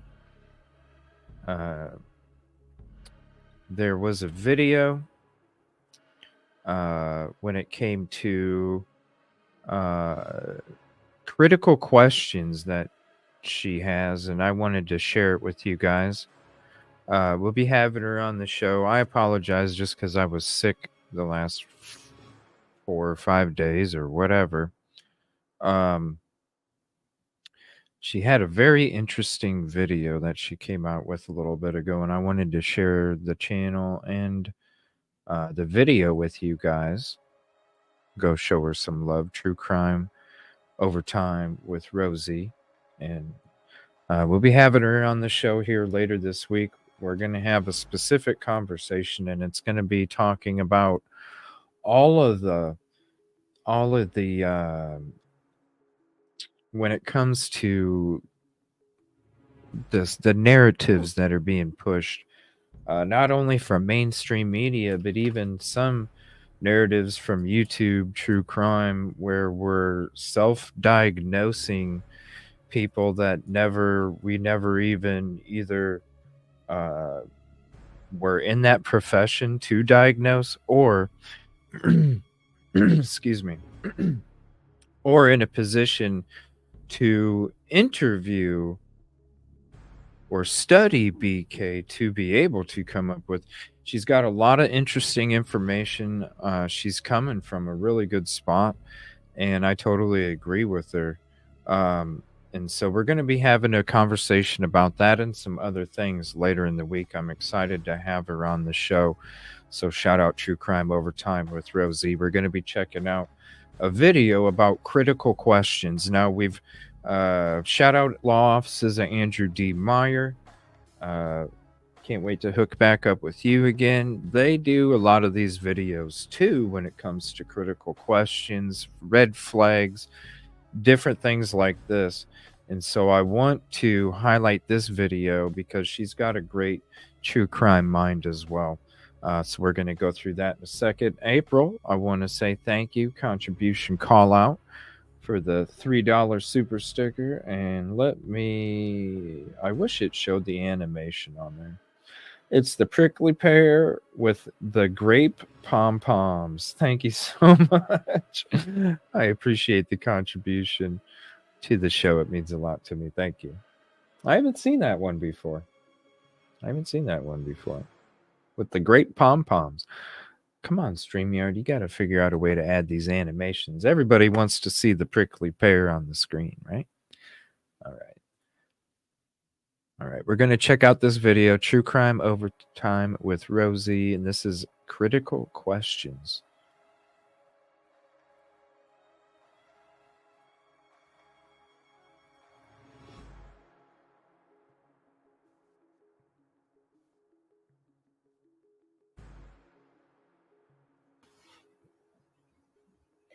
Hey everyone, hope you're all good. Okay, so I found this article on Psychology Corner, and I wanted to go through it with you guys. I'm not going to read the whole thing, just because this video will be too long if I do, but I'm going to link the actual article, and I really do recommend that you go and read the whole thing. It's really well done, it's intelligently written, and there's a corresponding YouTube video, which I'll also link. I've just subscribed to this channel. I think it's a really good find. So full credit to this article from Psychology Corner. And I'm just going to go through a part of it and look at some of the questions that have been posed in terms of the surviving roommates in the Idaho4 case. Okay, so the first question that we have here is, why did the killer spare Dylan Mortensen? And I mean, this is obviously a really good question that a lot of people have been wondering, but I have a few extra points to add on this encounter between Dylan Mortensen and the suspect. And I agree with this. It's possible that he didn't see her. But what I would be quite interested to know is, did she know that he didn't see her? Because that would have dictated her behavior from there. There are 2 occupants of the house, and they were both unharmed despite no calls for emergency assistance. Now, it does need to be asked if that was luck, or if they had some reason to feel that they weren't in danger. People comment on the lack of 911 call, but often for the sake of the actual victims. But we need to remember that they also didn't call 911 for the sake of themselves. So, if they were aware of something happening, how are they perceiving it in terms of their own safety? And I think yesterday Harsh was talking about the front door and whether it was open or not, right? So does that have some kind of implication for their level of fear or concern for their own safety? You know, I'm not sure if the door was open or not, but what does it mean if it was? Because I'm wondering if it reiterates this attitude of, this was a targeted attack, there's no reason to expect a reoccurrence. You know, in the midst of this tragedy, we're not being preemptive for something to happen again. Because I do feel that if there was a certain degree of fear, the door would have been closed and locked. No matter what they were in the house with, if they felt that their lives were in danger, and if somebody was going to return, I really do feel strongly that aside from fleeing the premises, the next thing they would want to do would be to lock the doors. Mm-hmm. And I did mention in my Ciancum Pastorius video that I'm South African, and we do experience a bit of a high crime rate here. It's nothing like this case, but there are home invasions. The majority of us have experienced one thing or another. And even when there's been a home invasion in a particular street, not necessarily in terms of the actual house that was victim to home invasion, I've never seen an open door. I've never seen, any kind of open boundary after some kind of an invasive incident. And another important question that I've heard a lot here is, will they be back? So I realize that Idaho4 is not a robbery that we know of, but I'm thinking that is actually a normal thing to wonder. You know, if one of the most terrible things imaginable has just happened, is it not normal to think, is it over? Am I okay? What do I need to do to be okay if I'm not? In terms of... Especially if you see somebody walking past you with bushy eyebrows, you obviously hear the shit that's going on. So to say that you had no idea, I mean, let's be real.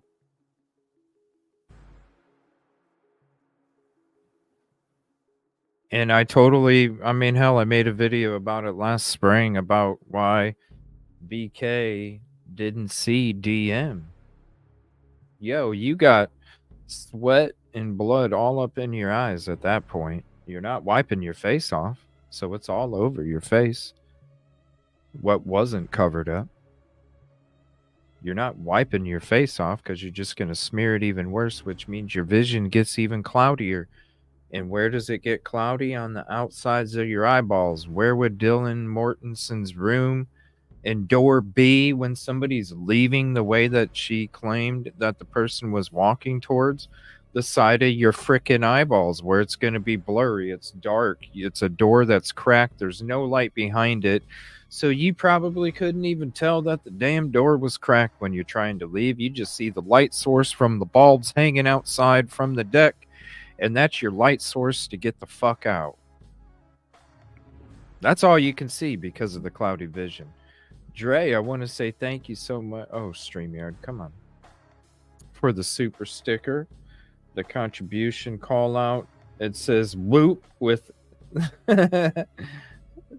what do they call them? At the car lots, the inflatable, wavy, wacky. What's the saying? But it's a little controller. Woo! Oh, I miss playing some games too. Thank you, Dre. Appreciate the contribution for the show. Thank you. Well, you look at this. Is the public in danger? Anytime there's a crime against a person, there is a potential danger to the general public. Okay, well that means that the public's in danger. Is the public in danger? Anytime there's a crime against a person, there is a potential danger to the general public.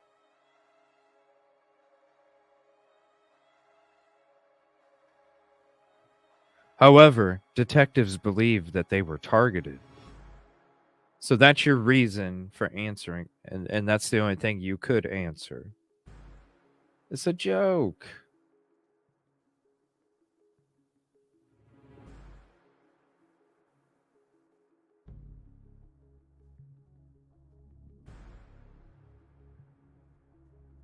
Maybe. Oh, Kib Kitty, hold on a minute. Thank you. Contribution call out Kib Kitty for the 5 gifted memberships. Crafts and Crime, Cheryl Butler, Tanel, Nefarious, and Crystal. And Aaliyah, all gifted. Oh, I'm sorry. Crafts and Crime, Cheryl, Nefarious, Crystal, and Aaliyah were gifted. Thank you so much. Thank you. You can't go back to sleep. Yeah, thank you, Katrina. What's up, Jason? How you doing? So, how in the hell could the community, when you say it yourself, doesn't that sounds exactly like what they were saying to those reporters the first couple days when they were saying, "How can you tell us? What can you tell to the public that got you to the conclusion that they're not in danger?" Well, anytime there's a crime against a person, there's potential danger to the general public. However, the detectives believe these murders were targeted. As always, stay vigilant and look out for one another. Same old shit.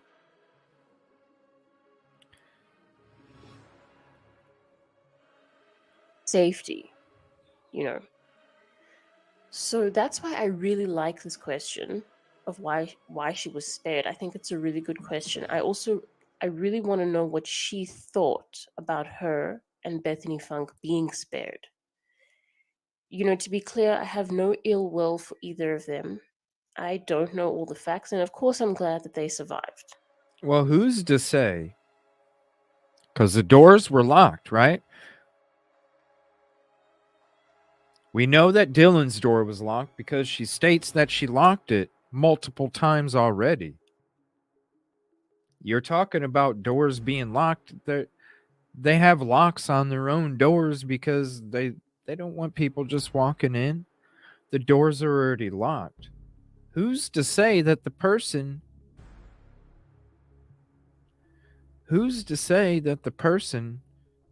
didn't walk by all the other bedroom doors to see if they were unlocked or not? You think they're gonna be making noise in their bedrooms? Hell no, they're not. They're gonna be going, oh my gosh, oh my gosh, oh my gosh, oh my gosh, oh my gosh. Shh, shh, shh, shh, shh, shh.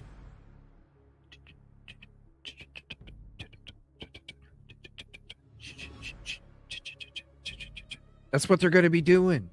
Doors fucking locked, hoping that the person doesn't walk in their door. Who's to say the dudes or people didn't check every freaking door, and the doors that were locked, because they were gonna, they're being quiet too. They're like, yeah, I'm gonna be sneaky. I'm gonna be quiet in this house that creaks when you walk on the wood floor. But for some reason, I'm so sneaky, people ain't gonna be able to tell the difference when they done heard all the other shit going on. They're just trying not to make noise so you don't bust down their door and do the same thing to them.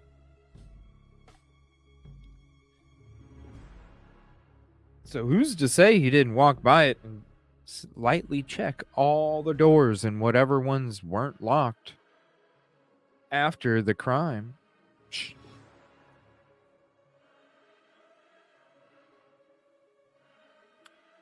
Doesn't mean that they were left intentionally. They could have been at the right place at the right time. You know, door locked. I hear shit happening in another fucking room. They go and hide and try and stay as quiet as possible and are trying to contact one another to, Ticket 74, thank you.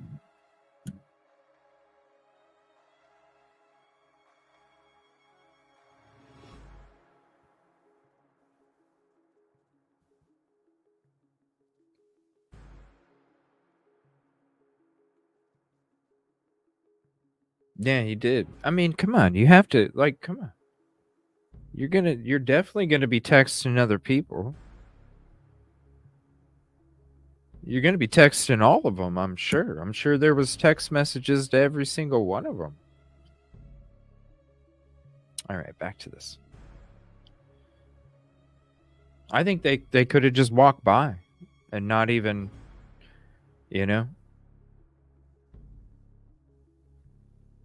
because what are you gonna do? It's quiet. It's 3-4 a.m. You just got done doing that. Do you think now you're gonna start busting down doors and and then you're gonna get the cops called on you? You're not gonna go. As far as you know, nobody saw you commit these crimes. So whoever is hiding in those bedrooms, according to you, didn't see shit anyway. So all you want to do is get the fuck out. As long as you didn't get seen,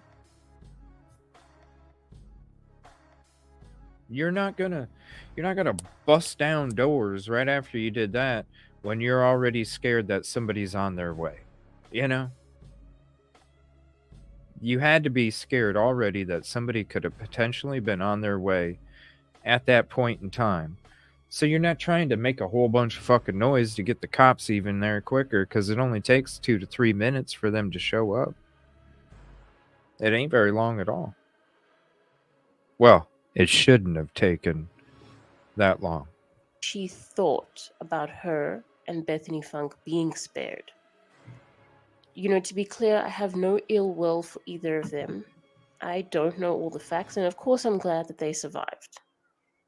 But is it a coincidence that they didn't call 911, and by chance, that actually wasn't something that was necessary for their survival? I'm not necessarily suggesting that they're involved, okay? But it almost seems to me that they're either too important or not important enough in the eyes of this perpetrator, because they were unharmed. So did they have some reason to suspect that, with this lack of urgency in calling 911? Okay, so another question that we have here is, why did Dylan Mortensen open her door 3 times because of strange noises in the house, but didn't call the police or went to investigate? Again, a really good question. And we have here this description of this frozen shock phase. And this is really insightful, and you can see that this was, written by a healthcare professional. I hadn't really thought about it like this. This frozen shock phase is most likely a subjective description. Whoa! Oh my gosh. Holy shit. Okay, hold on.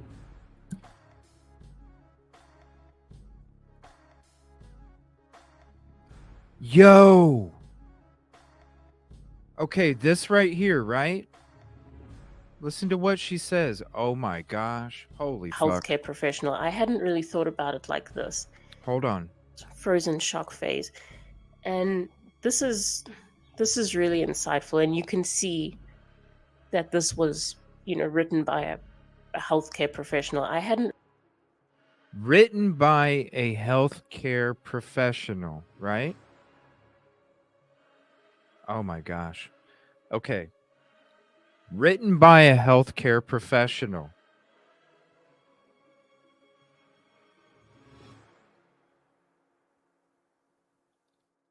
So who would the student, oh my gosh, this is crazy. Who would the students talk to? Okay. They're not going to talk to Ellie. Who would the students talk to? They're going to talk to the counselors at the school. Why was somebody from the school in those, quote, meetings that you were supposed to be sworn in?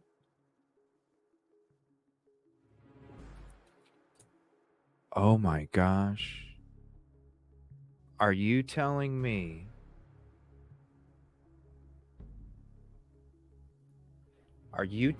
Could it be possible? Could it be possible that the statement, could it be possible that the statement from DM was a statement that came from a medical counselor, somebody that the students would talk to? Is that where the statement came from? And the reason that the university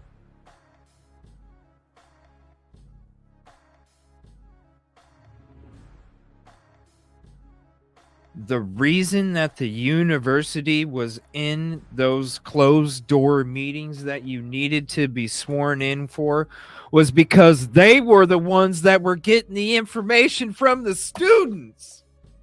Are you fucking serious?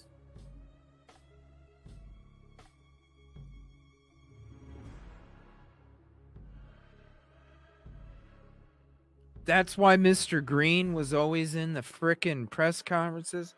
Look at this. Frozen shock phase.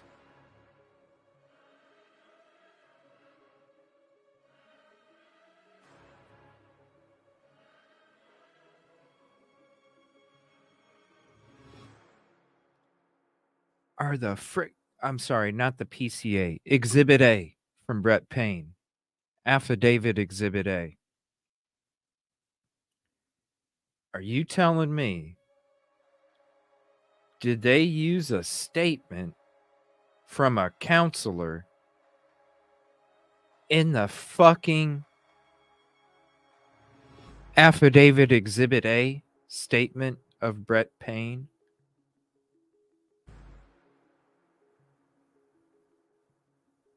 Hold on.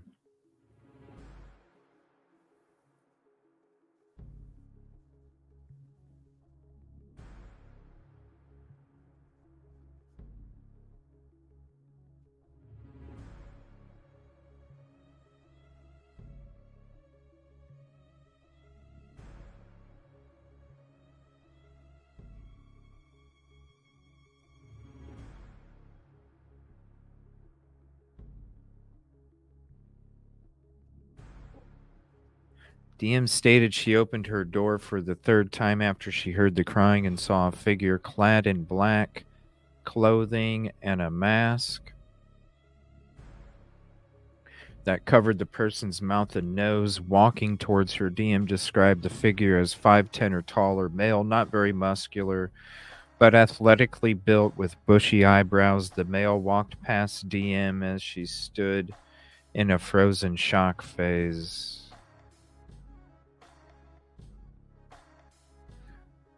If DM didn't think there was anything serious going on, then why would she claim to have been in a frozen shock phase?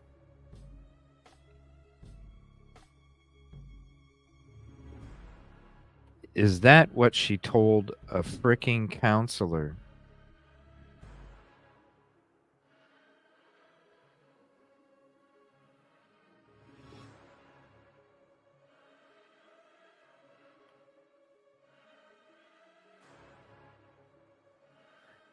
Damn, and that's why they were inside the closed door meetings.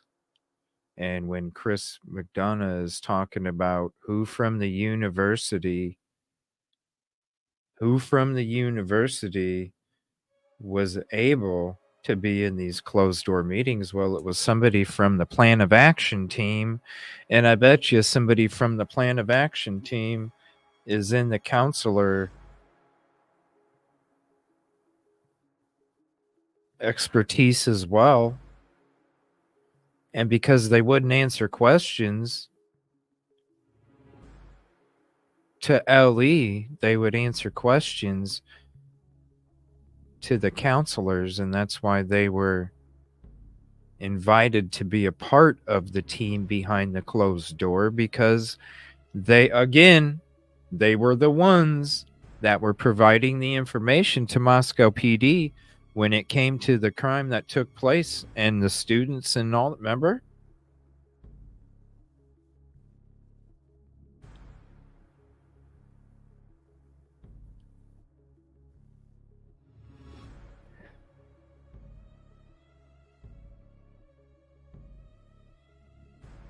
Wow.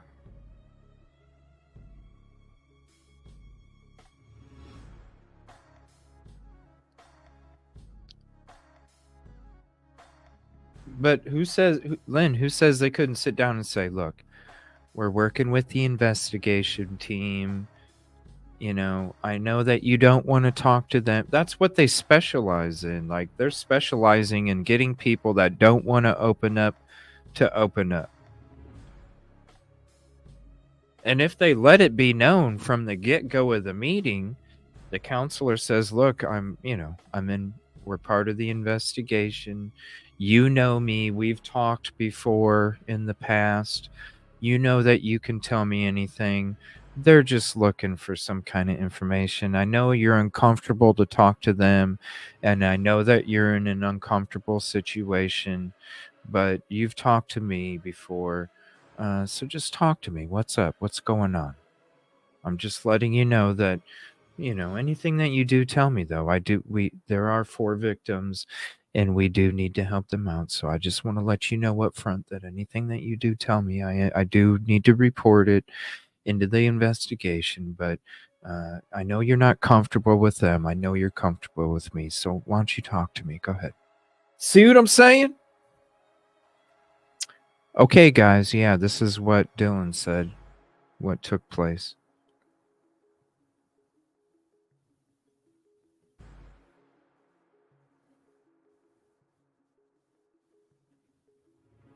Wow.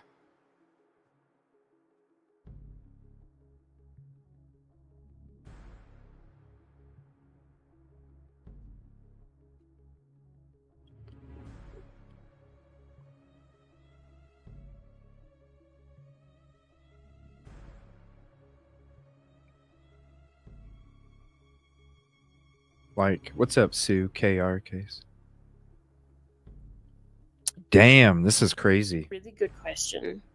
Wow. And we have here this description. Is that where the statement came from? Was a counselor, you guys?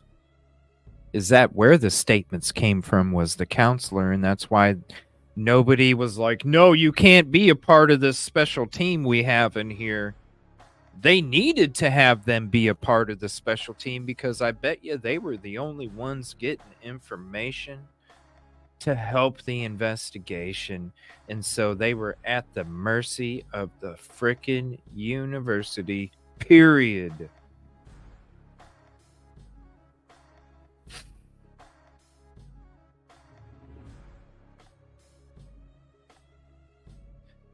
This is crazy. Oh my gosh. We got after today and this morning and tonight, we got so much more shit to go into when it comes to this Exhibit A. I'm not even going to call it the PCA anymore. I'm just going to call it the Affidavit Exhibit A from Brett Payne. Cuz that's what it is. Description of this frozen shock phase. Yo, this is crazy. This is really insightful, and you can see that this was, written by a healthcare professional, I hadn't really thought about it like this. This frozen shock phase is most likely a subjective description. From a medical It's not professional, necessarily like a counselor. That is crazy. some kind of a conclusion that a professional came to, or some kind of a diagnosis. What's meant here is that it's most probably an inference that was drawn by Dylan Mortensen and the interviewer when they were discussing what she was experiencing, if this is all true. So, in terms of the actual definition of frozen shock phase, whatever that may be, we don't really know what she was experiencing here. We just know her explanation of what she felt. Now, of course, the question, that follows is, what was there to be shocked about based on her description? What she's crazy, described doesn't seem shocking if you think about it. So we can't really say. I mean, personally, I would imagine it would be more to do with something she heard, if this is accurate. But it really does link closely to the next question, which is there more to Dylan Mortensen's encounter with the killer? So, interesting point, because it... Oh, yeah, they did come. Let me share. This is a video. This is me. I'll share it. I'm not going to watch it. I'm going to share it with you guys. This is a video from way back when I was discussing why BK or whoever wouldn't have seen Dylan and why she would have seen the person that committed the crime. Let's see. It was a long time ago.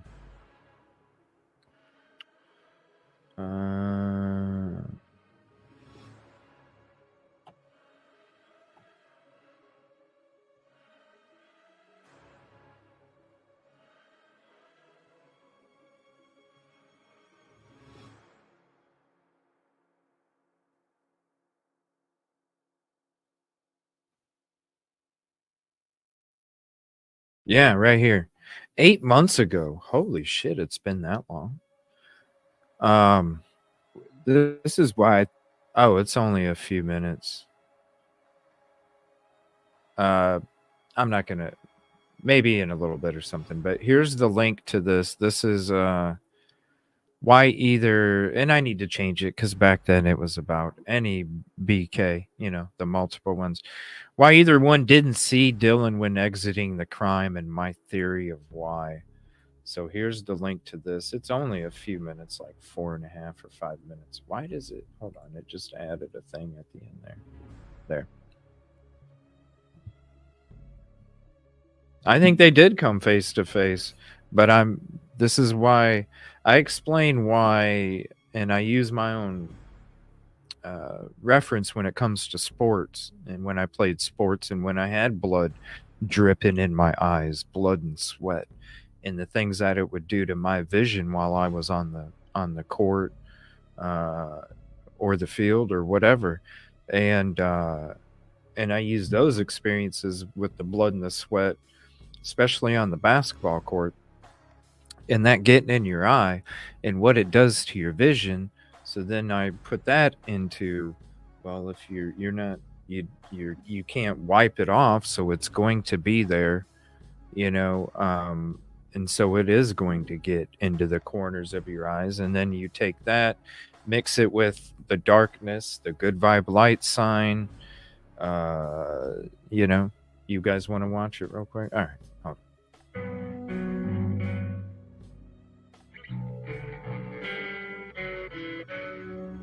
Okay. So this is why I think that he didn't see her, right? So he's coming in the door. We already know that there's no curtains on that sliding glass door. Okay. So there is a light outside. The Christmas bulbs that were left on shining through. Okay. It's dark inside. You got the lights coming in through the sliding glass door, and that's the only light source that you see. You can see the light coming through the door. I want to point that out. Okay. So as he comes in, it doesn't matter if you think he went upstairs first or you think he went to the second bedroom first. This door was locked. This door was shut. This door was locked. So if what I'm saying, in my opinion, if he was chilling out in these trees 5 to 10 feet behind, waiting for the DoorDash delivery to happen, after it took place, started walking from the hill back up there through chilling in the trees. I can see inside the property because there's no curtains on the sliding glass door. I noticed 4 people walking around because DM is supposedly in this bedroom, already door shut and locked. Of course, he could have pulled the plugs. I mean, but at the same time, they're kind of convenient. You know, Chris Madonna even pointed out the bricks next to the grill. I was saying ever since the beginning, like, come on, the bricks next to the grill, the person can climb up. I know you guys remember that. Ticket 88. What's up, Steve W. from SD? Definitely possible, but when you're looking, the lights were on. And I'm trying, when you're looking at the crime, the blood and the sweat that's in the corner of your eyes because you just unalived 4 people, you're going to have splatter on you, right? You can't wipe it because the wipe it, then you smear it. The smear it, it gets worse. You got it all over you also. So you can't like take your hoodie and wipe your face off. Okay? You're just trying to do that and get the fuck out. And that's, you got, when you're looking at DM's room and the door, it's in this left corner of your eye. That vision is going to be cloudy. So you're not going to even notice the dark sliver of a door that's only open a quarter to a half inch for somebody's eyeball to look through, and that's it. And you're talking about no light source behind it. You've probably already checked the door and it was already locked, so you're probably not thinking anybody was even in there or opening the door. And when you're leaving, you're walking towards the sliding glass door. So don't you think if they would have if somebody would have noticed her have that door open, don't you think they would have kicked that door in and let's be real. You just committed 4 crimes and you're walking by a door, and if you see a door that's cracked open, you kick the fucking thing open and you go, right? So that's why I don't think that. So when the person comes in, the door's shut and locked, they already see the door shut and locked. I'm going to assume that a student is still out for the night. So whether I go to the second bedroom or living room area or whether I go upstairs, the door's locked. I check because it's shut. I don't know it's locked. Whether the light's off or not. I've showed you the back and I showed you the lighting from the house 1126. So whether the light's off or not, you're talking about, and this is what you have to think about, you're talking about walls and a door that's closed in a dark house compared to a sliding glass door that has access to any light source that's coming from outside. So regardless if that light's on or not, you're still getting a light source that your eyes are going to focus on with cloudy vision. I check and it's locked. I check it quietly because the door's shut. So then I go, okay, must be out. So I either go upstairs or I go to the second bedroom. 2 people. I already have sweat and I already have blood. I could potentially have sweat and blood in my eyes. Then I go to the other part of the house, whether it's the upstairs or the second bedroom. Then that crime takes place. That's even more blood and sweat on you. Now, are you not going to have more blood and sweat on your hands and arms? I missed that blue light. Yes, you will. How are you going to wipe the blood and sweat off your face when you have it all over your hands and your arms? You're not going to be able to wipe it off. So what's going to happen is that blood and sweat is slowly going to creep into the corners of your eyes. It's going to fog your vision. Your eyes are going to get stingy. You can't wipe them. So whenever you go to leave the crime, because the door is still shut and locked, whenever you go to leave the crime, your eyes are stingy from sweat and blood, and all you can really focus on is the light coming out of that sliding glass door. Whatever So the whether source. you're coming from right here, which is what DM stated, came from this area right here, walked by with the door cracked, you're not going to see the door cracked. You're not going to be focused on the door cracked because you just unalived 4 people and you're trying to get the hell out. And you already checked that door, and last time it was locked. And all you can see is the light coming through the door because everything else stings, burns, and is cloudy. That's why I think You're trying to get that out. the person that did this crime could have very easily not seen that little cracked door, because as I'm walking through, all I can focus on through cloudy vision is that sliding glass door. Right there. You're walking by the good vibe light sign that's going to illuminate the side of your face that shows the eyebrows and shows the mask. Shows the eyebrows and the mask. You just got done committing that crime. You probably already checked all the other doors. The other doors are locked. Now you're ready to get the hell out of Dodge. You got all this all on you. Stingy, cloudy vision. And you're just trying to get the hell out. So when you are walking past that good vibe light sign, as soon as you walk past that good vibe light sign, before you even see it, you see the light source that's coming from that sliding glass door already. The sliding glass door already. And so when you're walking by and you think that you already checked the door and nobody was there, you're walking by, you're not going to see. And I'm not saying, listen, I thought the third floor, I've said from the beginning, I think the third floor deck.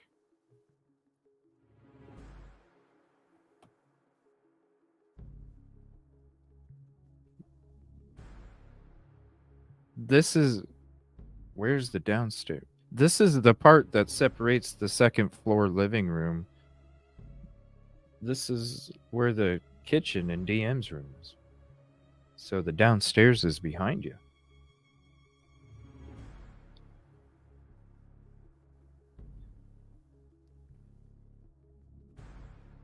I mean, think about it. If in the very beginning of the case, I was talking about the bricks, the cinder blocks that were next to the fucking grill. And I'm sitting there, you can go back to my old shows. Shit. You can see some of them. We're gonna be replaying them sometime here coming up.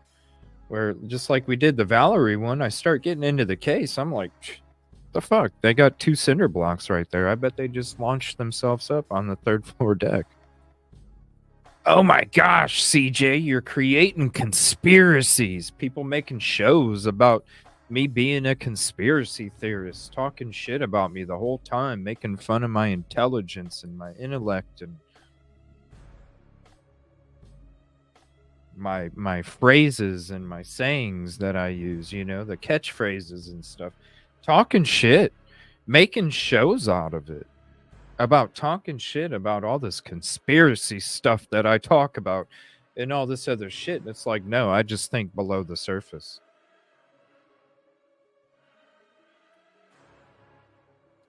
You got all these other people that come out and start saying the same shit. And then all of a sudden CJ's actually, oh, well, gosh, I guess you really thought you kind of knew what you're talking about.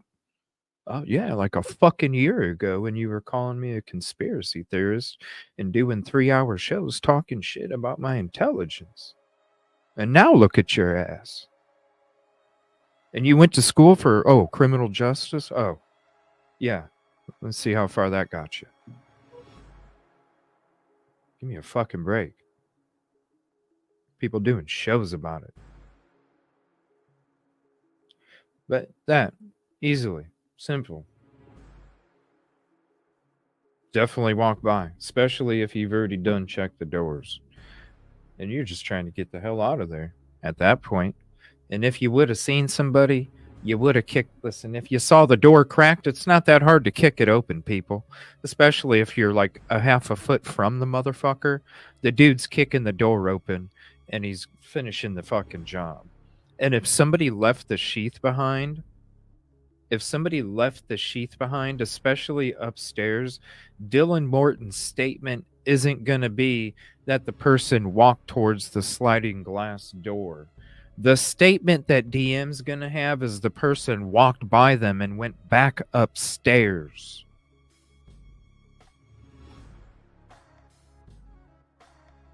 No. He heard, if this is accurate. But it really does link closely to the next question, which is there more to Dylan Mortensen's encounter with the killer?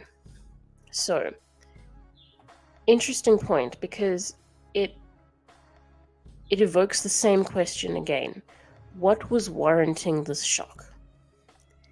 Now, if we're going to accept this state of shock, then we probably need a reason for its onset. And following from this, one would ask, did he threaten her? Now, I suppose that is possible, but I'm doubtful of that. I think that she would have had more information about him, because that would have implied a closer encounter. And that would also, imply that he spoke to her. So I think that she would remember more about his communication. That's why I feel that the K-bar was another people talking shit, How could you dare say that the K-bar might be Kaylee or Maddie's? And then they would make comments like, oh, and there was no DNA. They didn't have any DNA on that sheath. And I'm like, yo, are you fucking serious? Like, you're gonna, have you not paid attention to what the hell happened inside that house? And you're gonna say that they didn't even have their DNA? They would have said if their DNA was on the sheath. Yo, it was, I guarantee you it was on the fucking sheath. Like, for real. I guarantee you it was on the damn sheath.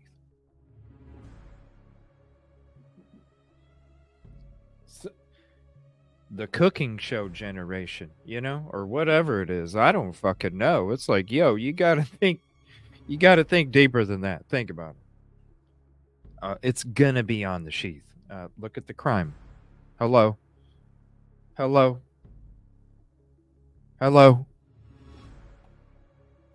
they're a freaking victim. Why do they need to announce that they found the victim's DNA on the sheath either? You know what I'm saying? Go under the surface. That's why I'm saying Kaylee or Maddie, in my opinion, owned it. Because the person that is walking in to commit the crime is not holding that in their frickin' hand, because they need that hand to defend themselves. The person that is holding it in their hand is the one that doesn't know if they need to use it or not. Which you don't know if you need to use it or not when you just think you hear somebody. You don't know. It could be a friend. It could be a surprise. It could be a joke. It could be, you don't know. So you're going to have the sheath in your hand. That's why I feel that it was for protection from their own. And she would remember things like his voice, his accent, his demeanor, his cadence, his choice of words. This is obvious, but I'm not American. I've never set foot in America, so I'm not very familiar with different types of accents. I don't know if a person from Idaho sounds very different to a person from Pennsylvania. I have listened to some of the officials on this case, and I've listened to some audio of Brian Koberger. To me, they sound the same, but I suspect to people who are local, they would be able to hear the differences and the nuances. So it would be quite impactful if he actually communicated with her. Because as she described words from upstairs to the effect of, "It's okay, I'm going to help you," I think that she would be able to detail quite a lot about him, which would be revealing, if he had actually stopped to speak to her. Now, if he did threaten her and she didn't want to mention that out of fear, I feel that she probably wouldn't have admitted to seeing him at all, unless she was told about the shoe print and conceded to the bare minimum of this encounter out of fear. I do suppose that's possible. But if this is all accurate, this whole description of Dylan Mortensen and this encounter, I think the most logical cause of this shock would be possibly that she recognized him, at least to some extent. And her understanding of him, coupled with what she had heard, gave her some inkling that something was wrong. So people generally dismiss this frozen shock phase, which, personally, I don't think I believe either. But I would like to just entertain it for now to see if there's any reasonable scenario that we can come up with that would send her into this shock just by laying eyes on this person who is seemingly doing nothing but walking. And the only reasonable scenario that I can come up with that is that she at least knew something about him to say, this person's presence here is some kind of trouble. And upon that realization, she couldn't really bring herself to face what was happening, and that's what she's describing as shock. I'm sorry, even when you don't hear screams, right? Even when you don't hear, whoa, where'd my thing go?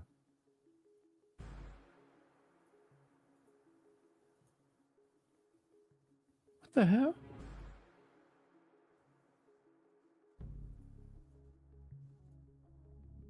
Frickin' StreamYard, hold on a minute.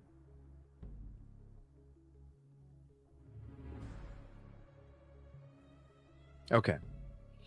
So when it comes to this frozen shock phase, right? So even when you don't hear screams, you got to think about it like this. So even though you don't hear screams, what comes along with screams? Sounds, right? So when you're talking about what Steve G and Christy were talking about when it came to upstairs, you don't think that they were bumped into some walls and shit while it was going on?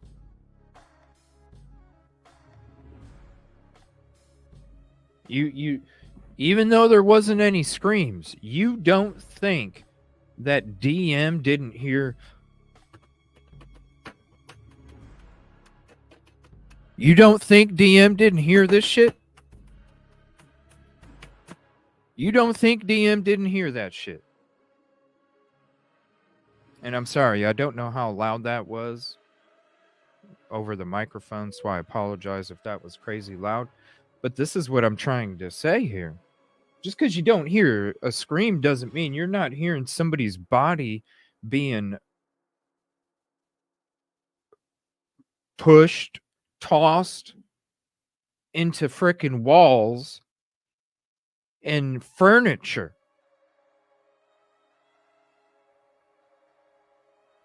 So just because you didn't hear a scream doesn't mean you're not going to be in shock phase, because, man, you could be in shock phase because you hear some crazy ass shit going on.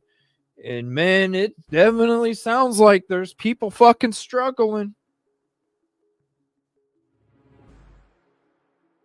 That would give you a shock phase, because then when you see somebody walking by that you know isn't a part of the house and you heard this shit going on upstairs, you heard the shit going across, shit, you don't have to hear a scream.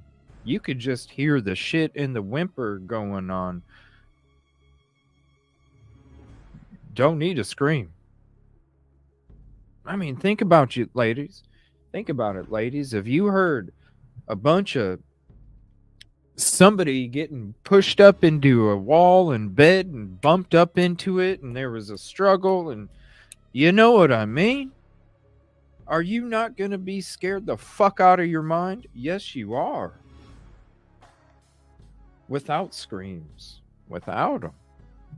That's what she's describing as shock. Yeah. They were So, right upstairs. Maybe not necessarily knowing him, but some kind of You know, you wouldn't have heard the stomps on the floor alone up above you.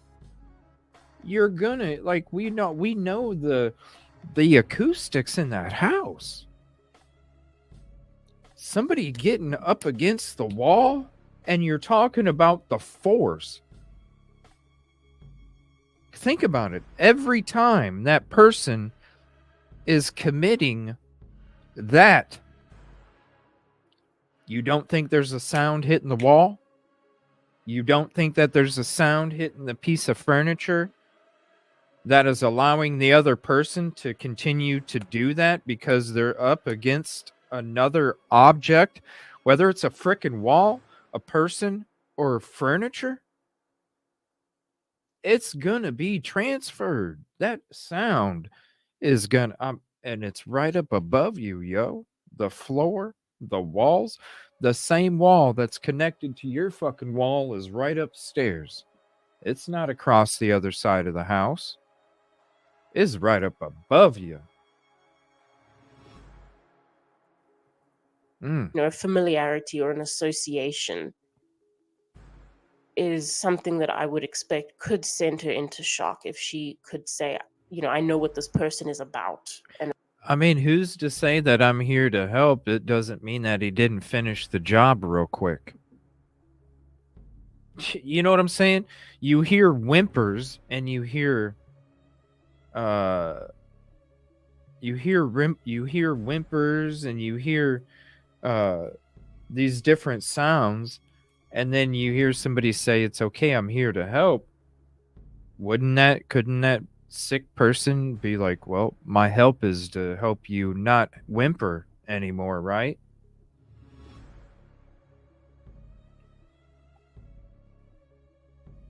Yeah, this is true with Rosie. True Crime Overtime with Rosie. It's just CTO time for short. and it's not good. Great video. Go Now- show some love, please. Go hit here's the link for the video again. Hit the like, leave a comment. It does help.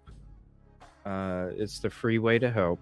Hitting the like and leaving a comment. Hit the sub if you're not subbed. But definitely go show some love. The PCA sneaks around this quite Great well. video. But if she was directly asked about this and gave an unclear response, which is why it's written strangely, I don't think it would be unreasonable for her to deny knowing him out of fear. In this thought experiment where we're trying to figure out why she would have experienced shock just from seeing him. And that could possibly explain why this is written so vaguely. Now, that's also if, this shock scenario is for real and if it's not to do with something that he said. But, I do want to add about this encounter, and I was tweeting about this yesterday. I was chatting to Commercial, who knows this PCA really, really well. It's Shout not out just Commercial anybody. Zone. In terms of this, Yeah, we'll be having that show coming up soon, Commercial Zone. We're going to be going over that PCA. She did amazing work on that. And I can't wait to go through that with you guys. Always enjoy her being on the show too.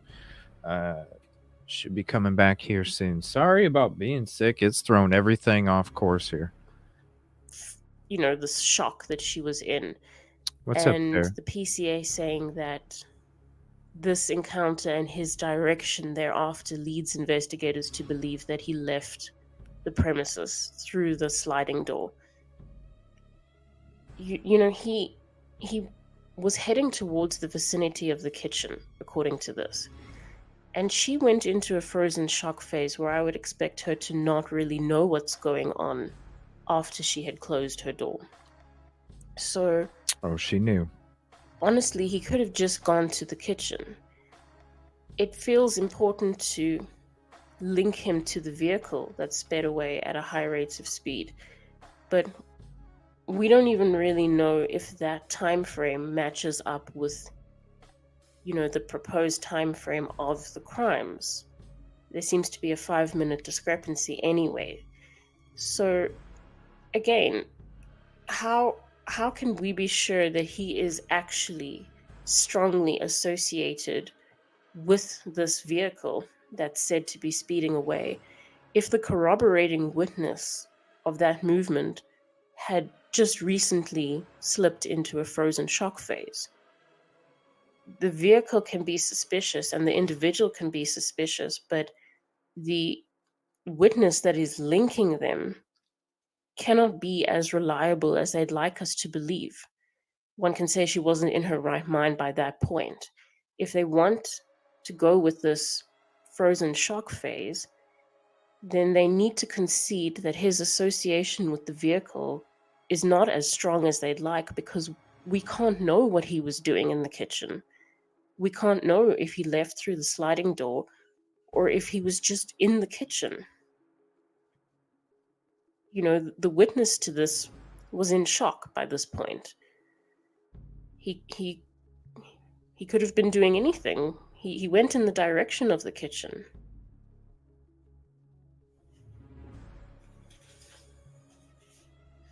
Okay, so here we have, why was there no immediate 911 call? And I mean, that's been asked and asked and asked, and unfortunately there's no clarity on it. But what is really important is, were other people called to the scene prior to this 911 call? And if so, why?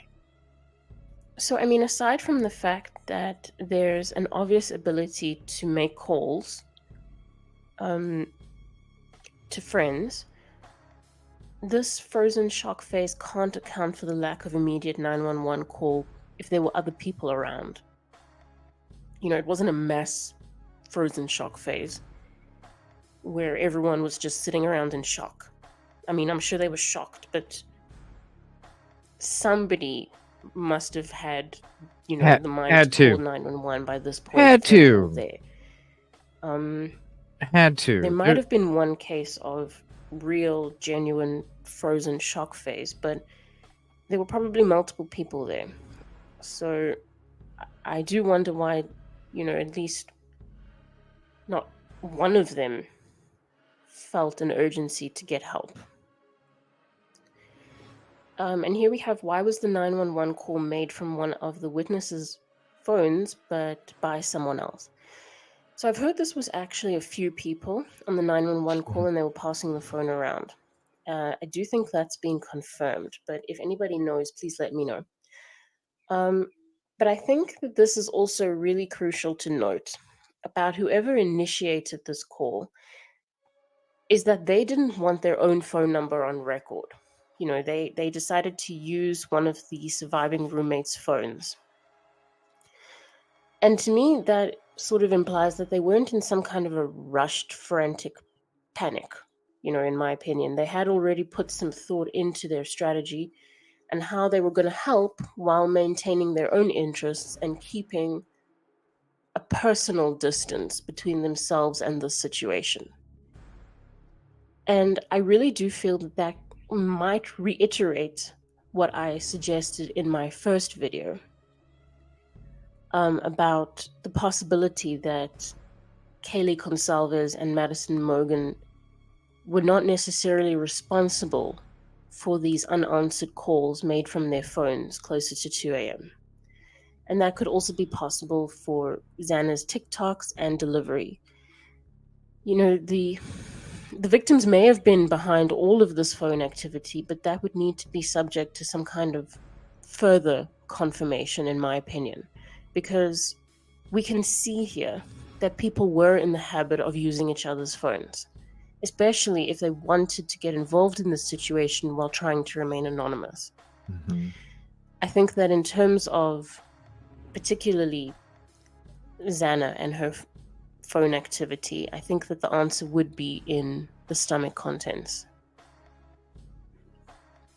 Okay, and here we have, who was the unconscious individual referenced in the call? And a natural question that some people have asked is if this was actually Dylan Mortensen, which makes sense. But I find it hard to believe that that wouldn't be public information, because that would help to confirm the terrible state that she was in. And if people knew that, I think that they would be much more understanding of Dylan Mortensen. So it could be, but I'm not sure. I'm not sure why that wouldn't just be an open fact, because I think it would do much more good than harm for her. And it could possibly be somebody else who didn't want to admit being there in the first place. Or it could be a continuation of the strategy we have up here from before, where somebody had put a bit of thought into how they were going to distance themselves from this incident by, not involving their own contact details. It would mean that they've also done something similar in terms of the severity of what they're trying to report. And that's why they can't come up with a for sure number on how many people were outside when they showed up. And if so, we could once again be dealing with somebody who's given this all quite a lot of consideration. So not somebody in a frantic panic, yet again. Now, why isn't law enforcement releasing the 911 call? I'm not sure. I mean, I suppose there could be something in it that's still evidence or still confidential. I guess we'll only really know with time. And what about the other roommate? And for those of you who don't know, this roommate is Bethany Exculpatory Funk. And there's quite limited information on Bethany and her experience of that night. It is possible that she was asleep. That's a good one. And she has nothing to offer for this probable cause. And I guess, that's not completely unreasonable. But then how could she have exculpatory evidence or even be a witness, right? I suppose there are some ways that's possible. Say, for instance, one of the victims had confided in her about a serious concern, a safety concern originating from somebody other than Brian Koberger. Then I suppose that could be some kind of reasonable doubt. Or maybe she's able to negate Dylan Mortensen's timeline in some way. Bethany Funk is currently not really an easy person to understand in all of this, due to the fact that she's, very anonymous.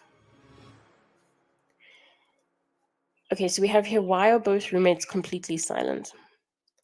I think that there has been some communication on Dylan Mortensen's side, but it might be after this was written. I don't think it was in the form of condolences, though, so all I can think is that they might have reached out to the families privately. I can't imagine that they just didn't say anything. I think, and here's the link again to the video. Shout out True Crime Overtime with Rosie. Appreciate her and the hard work that she does, not only on YouTube, but on Twitter as well. And I don't think they talked to anybody but somebody from the university, the counselors. I think that's where they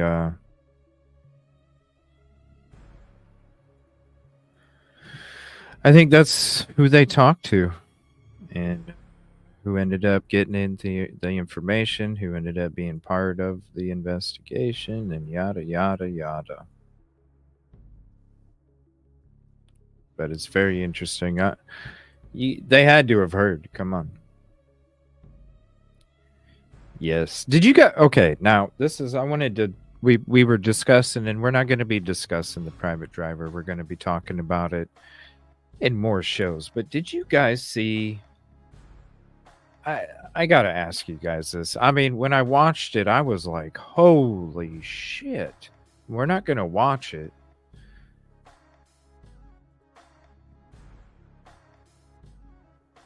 Maybe we'll watch it on a different night. It's like 45 minutes or something, but this is Chaos Sector 37.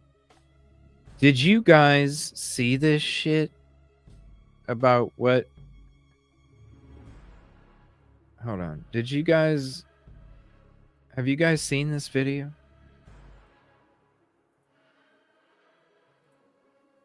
Have you guys seen this video? Come on, YouTube. Damn. Have you guys seen this video? From Chaos Sector?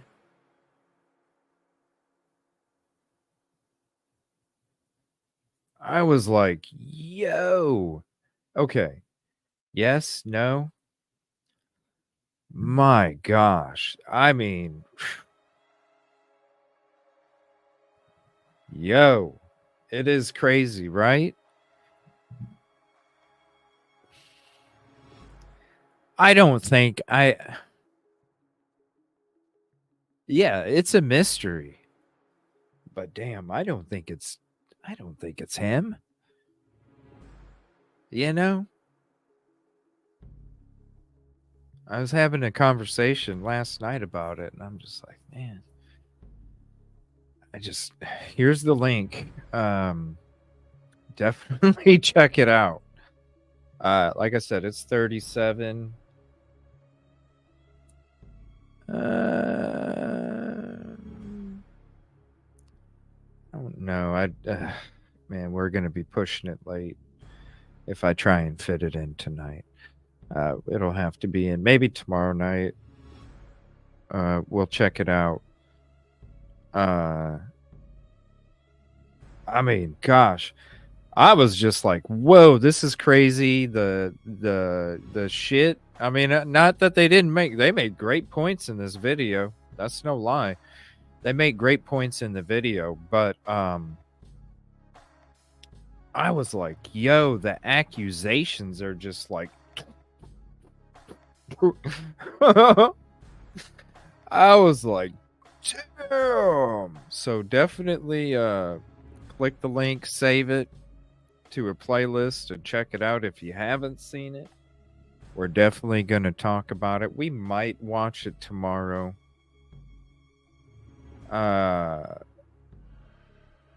Remy, right. And they said that they were, but who knows?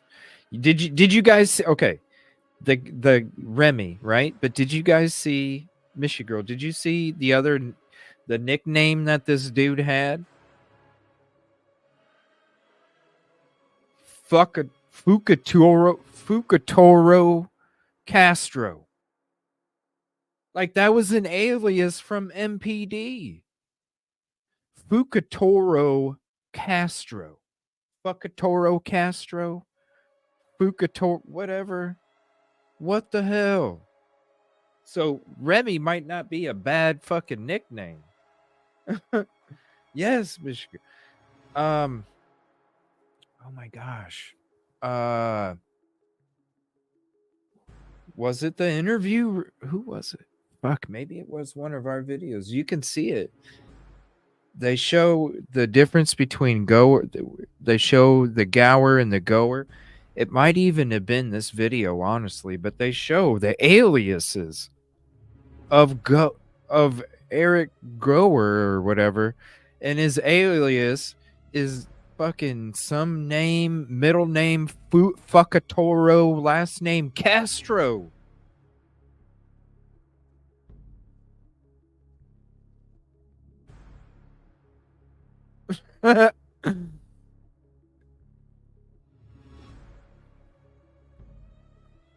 Speaking of that channel, I thought they were done, and then they have a video coming out. Why are you going and donating to other YouTubers and not me? Sorry, some of us don't have baby fits when we grow up. That's a bit of a quagmire, isn't it?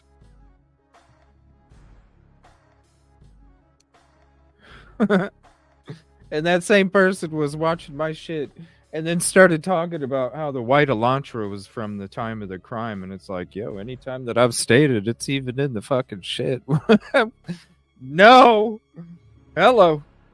And I'm the one that had a quagmire, huh? Nobody. That's you. Yeah. My lord. Like, seriously, if that's what's gonna make somebody quit YouTube, I probably would have quit a long ass time ago. Because unlike him, you know, I'm facing a different situation where I'm sure it's not as plentiful as his. So I don't need to hear baby fits and fucking people are gonna quit and then they come out the next day. When you're gonna get pissed off at other people because they're not as smart as you, give me a break. And then you attack people that I care about. You know what? Move the fuck on.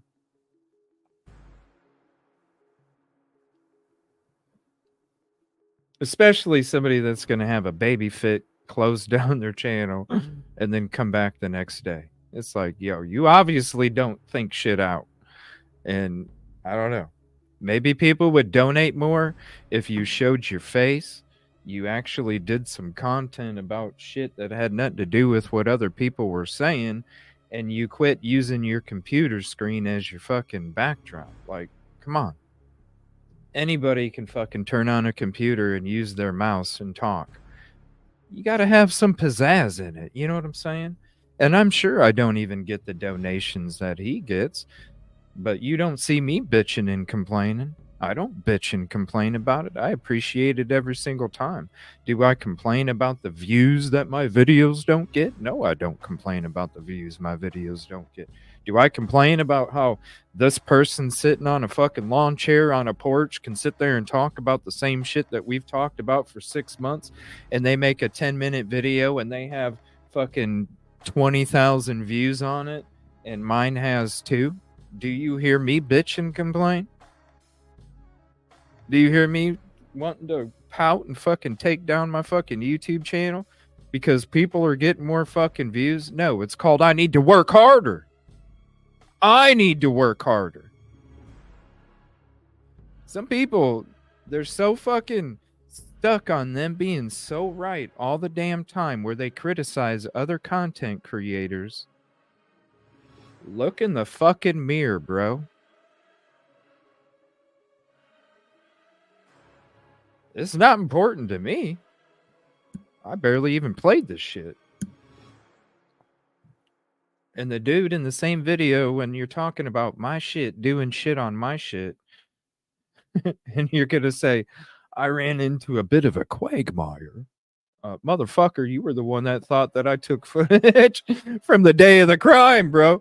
Like, yo, I've been saying it this whole time that the footage was, I even had it displayed. So, please. It's just as bad as some of these other people manipulating conversations to make it sound like a witness came forward and all this other shit. Give it up, people. I don't get the views and donations, so I'm quitting. Guess what? Work harder. Look in the fucking mirror. Work every day to become better, not for them, but for you. Because you have to love yourself first before you can love somebody else. So you want to make sure that you do it for you, because then it reflects the same way on the community. And who's the one that's going to be more invested in you than anybody? It's going to be yourself. So if you invest in yourself and do the work that it takes and constantly every single day figure out a way to become better than how you were the day before, it's going to reflect to your community no matter what, because it's fucking real.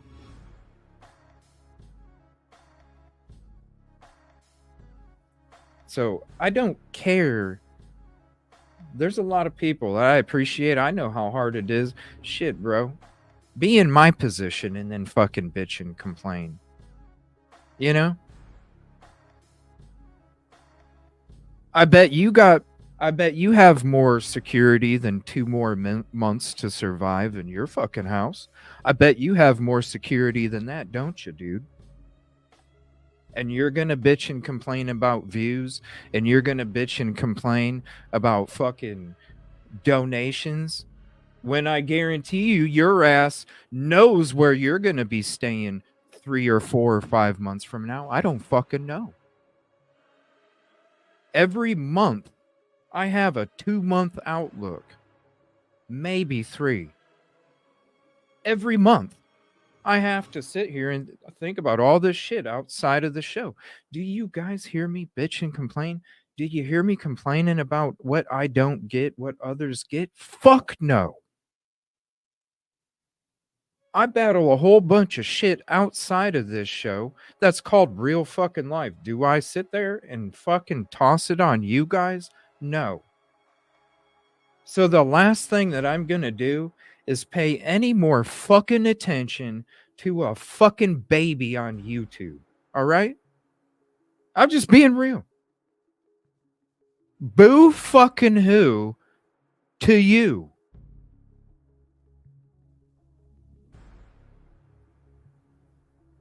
I don't need to listen. I don't need to hear about the people in the fucking chat anymore. I'm tired of it. Like, grow the fuck up. What do? I don't sit there and say this shit to you guys. I don't sit there and fucking let anybody know. I give you guys what you guys come here for, and that's a fucking show, whether I got shit going on in my personal life or not. And if I need to complain about my views, if I need to complain about contributions, it's up to this guy right here. It's up to this guy right here. So as far as I'm concerned, stay the fuck off YouTube. You know? You were an ass anyway to people. So just stay the fuck off. I'm gonna show you a bunch of tiles on my computer. Who gives a fuck, dude? Go complain to somebody else. You know what I'm saying? For real. Be in a position where you can only focus 2 months ahead of you financially and fucking tell me that you're gonna come. Fuck you, dude. You know what I'm saying? Be in another position. Be in another position where you, please. That's where you know the difference. That's how you know my shit's genuine. That's how you know that when I'm fucking saying I appreciate you, and I even do screens to contribution call out. I even make screens for it. I try and do different things just to show you how much I fucking care. And I don't sit there and bitch and complain and have baby fits because I don't get enough. Motherfucker, you got more subs than I do. What the fuck are you complaining about? You know what I'm saying? You got more fucking subs than I do, and you've had more subs than I do. And you're complaining about shit, bro. Give me a fucking break. That's how you know when people are genuine and when they're not. So there's a reason that you're bitching about fucking donations and views. There's a reason, because it ain't from the fucking heart, dude. And you done showed yourself. It's fucking ridiculous, man. You know what I'm saying? You know? Like, come on.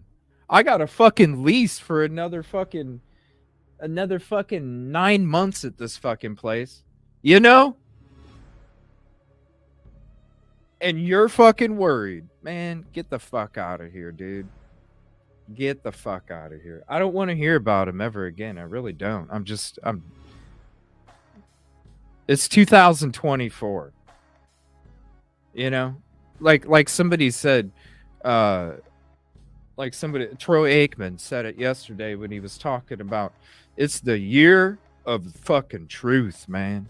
So there you go. You just saw the fucking truth of what your contributions were donating to somebody that obviously just didn't give a shit because they wanted to complain about what others got and not themselves and be appreciative. And you hear me all the time. I appreciate it every single time. It's the year. Give me a break. I don't ever want to. I'm just fucking. It's another one of these true crime content creators that I appreciated and I supported, and then they just show who the fuck they really are. And I'm just next. Go bark up somebody else's tree. Quagmire. What the fuck, dude? Sections of their websites called cases of interest or notable cases. But anyway, this chaos sector, you definitely got to check out this video. JB Gunner made a great video about it too. So I know he's not everybody's cup of tea, but you got to go check out JB Gunner's video that he did about it. It's a fucking truth, man. You know what I'm saying? That's why I say thank you for the contribution, and thank you for the contribution to the show and to the community. Because what the hell do you think it does? It allows this show to be fucking possible. You know? Do you not think I don't do it for money when I do it 24/7? Yeah. But I don't do it for the fucking dollar, because if I did it for the dollar, then I wouldn't have worked my ass off to even get it to the point where I got it to. And anybody that knows the history and my background when it came to the show and how much fucking effort and sacrifice I put in for so long.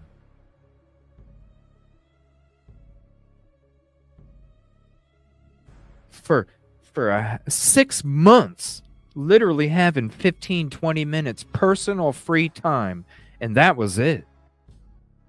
Every day, and not having a day off, and weekends doing multiple shows and all this other shit, because I have this goal in my mind. It's bigger than where it even is right now. It's way fucking bigger than where I even am right now. And that's what I have up in my head. It's the fucking goal. It's the end of the tunnel that I'm working for. And so even though I'm in a different position now, it doesn't mean that I'm not doing the work. I'm busting my ass every single damn day to get to somewhere where this ain't even it. It's way beyond where we're at right now.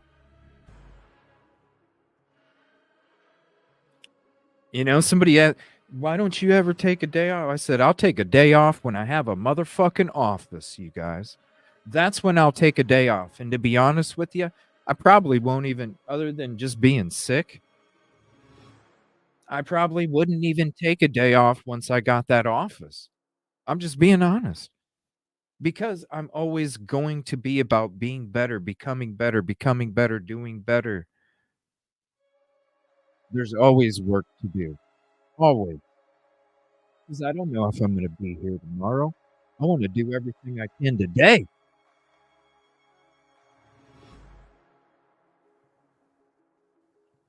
It's just disappointing, you know? People complaining about what they don't have instead of appreciating what they do.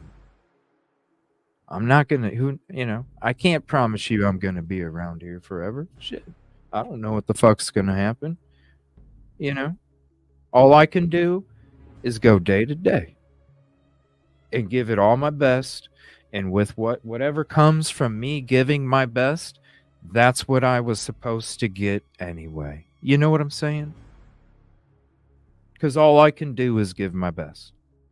And as long as I give my best, whatever comes from it, whatever fruits come from it, that's what I was supposed to get anyway. That's what I'm supposed to get anyway. So whether it's nothing or it's something, it's what I'm supposed to get anyway for my hard work. If my hard work makes this a success beyond what it is, that's what I get for my hard work. If my hard work ends up me not even being on YouTube anymore in fucking 6 months, that's what I get for my hard work. Whatever it is, I'm getting that. To say that I didn't give it my all, Nobody can tell me that. To say that I didn't work my ass off, nobody can tell me that. And I can tell myself, even if this is a failure, because we don't know what's going to happen in the future, everything that I can tell myself is, you know what, dude? Even if you did fail, you gave it everything you fucking had. And I'm good. Because I'm not about, life isn't about what you want.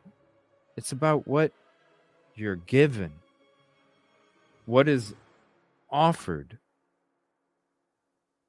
So if that means that, hey, guess what?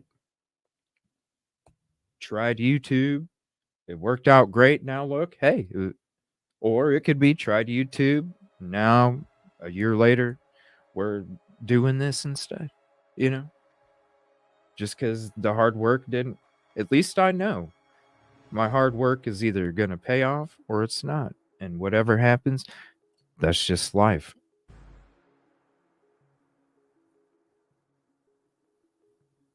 It's just life.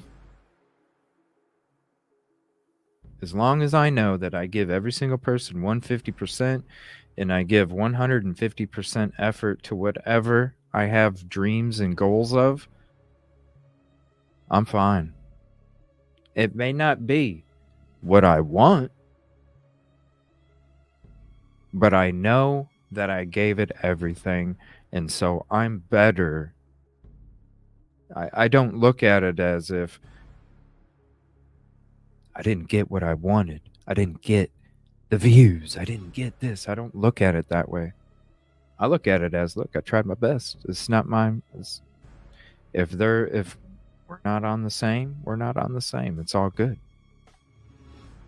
You always find a positive out of a negative in life, because that's the only way that you can control your emotions.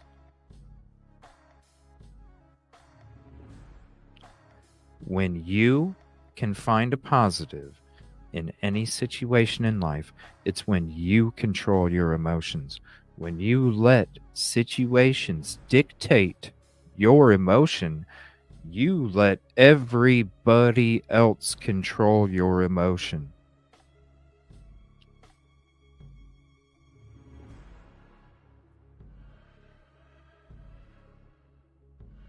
Always find a positive in a negative.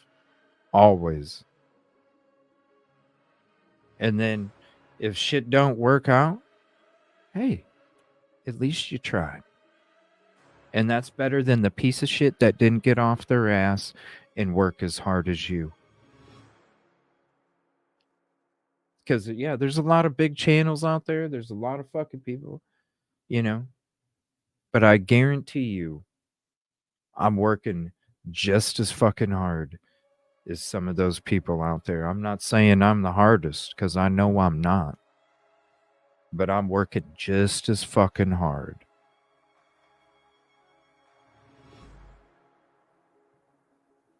And I'm good. Exactly. Accomplishment instead of failure. I was shocked.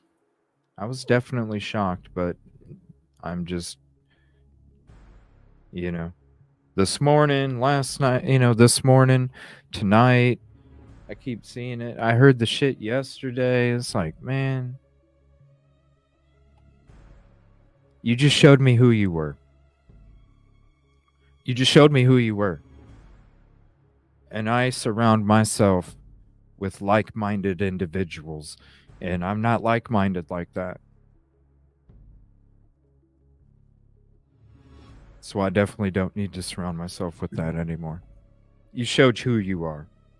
You showed who you are, and you showed what you're about. It's not our fault. It's your own fault. Just like me. Wasn't complaining to the fucking community about only having 230 subs fucking a year ago. I wasn't complaining to the community about only having 400 subs a year from now.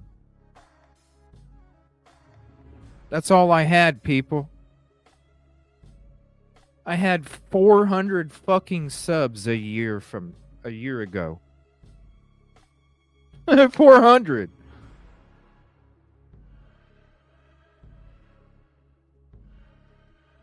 And that was after working my ass off for 2.5 months, doing multiple shows a day, never getting a day off, 15, 20 minutes. And I only had 400 subs to show for it.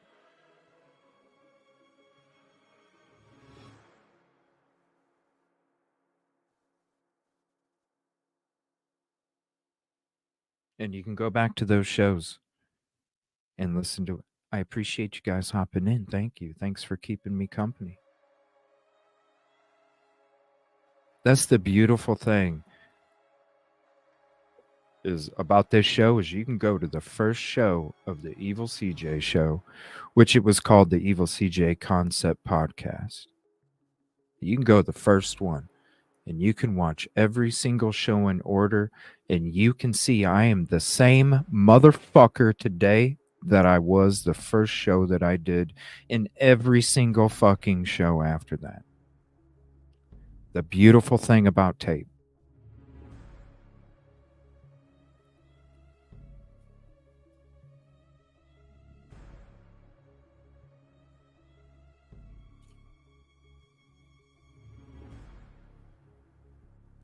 Baby fits, y'all. The private driver. Well, again, and I'm going to end the episode. We'll be back tomorrow. It got a little loud.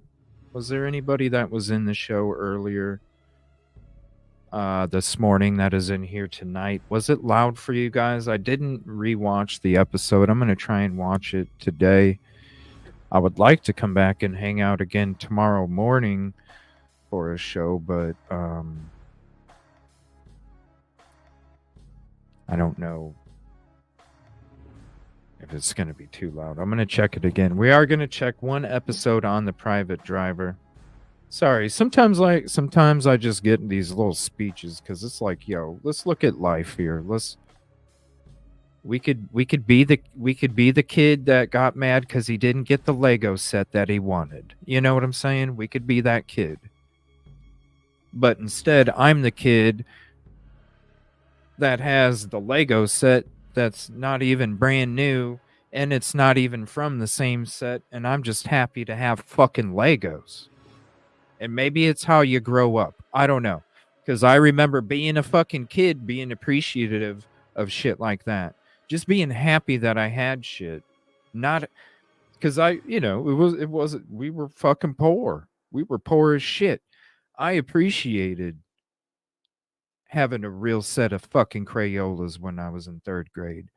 When I knew that we couldn't afford Crayolas. You know what I'm saying? When I had to have the crayons that barely colored shit and the shit broke, you know, you tried to put it in the sharpener and the shit just would fall apart because they were so cheap. Those were my fucking crayons. So when I got a set of fucking Crayolas in 3rd grade, I remember sitting at the desk at school just being so fucking appreciative that I actually got a good set of fucking crayons, you know?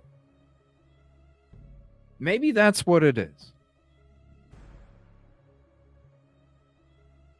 Because ever since I can fucking remember, I watched all these other kids have Nikes and I had the Winners Pro Choice from Walmart.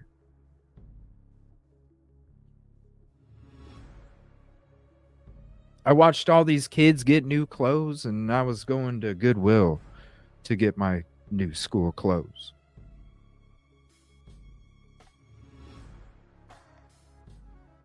And while all these other people were sitting there making fun of all these other people,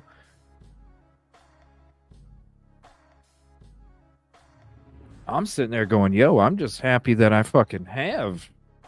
I'm just happy that I have.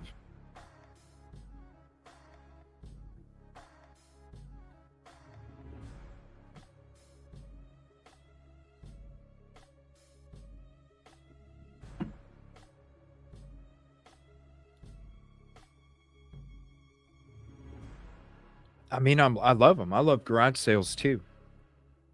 But what I'm saying is think about it. When you're a little kid and the elementary school bullshit. Elementary school bullshit.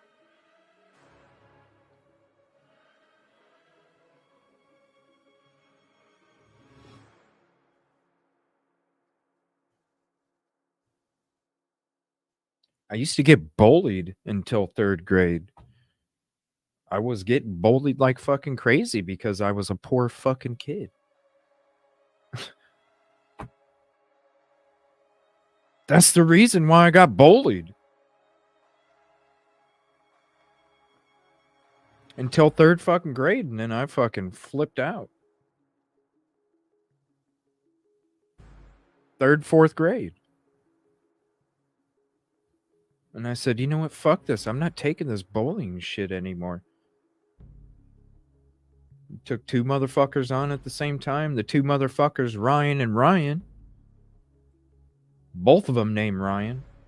And they know who they fucking are. Both of them were the ones that were fucking bullying me, and they did it together. Constantly bullied together. They teamed up on me all the fucking time and bullied the shit out of me until one day I woke the fuck up and I whooped both their asses at the same time. And I was like, whoa, dude, I can fight. Because before then, I just let them do whatever. Yeah, this is Chaos Sector's video talking about you-know-who, because you can see the finger and, you know, the sideways hat. But this one video, we're going to get to this, and I'm going to end the show here. This one video about the private driver. And then we'll be back tomorrow. We're going to be talking more about this stuff as well. And I'm going to be... J for Justice has a show coming out tomorrow, too, with Idaho4. So I'll be over there at 2 Central, 3 Eastern. This is from a channel. This is regarding the private driver. This is from a channel. Who was it? Murder Metal Mayhem. And this is from a couple weeks ago. All right, this is from a couple weeks ago, and we're going to be checking this one out real quick. And let me see. Who could...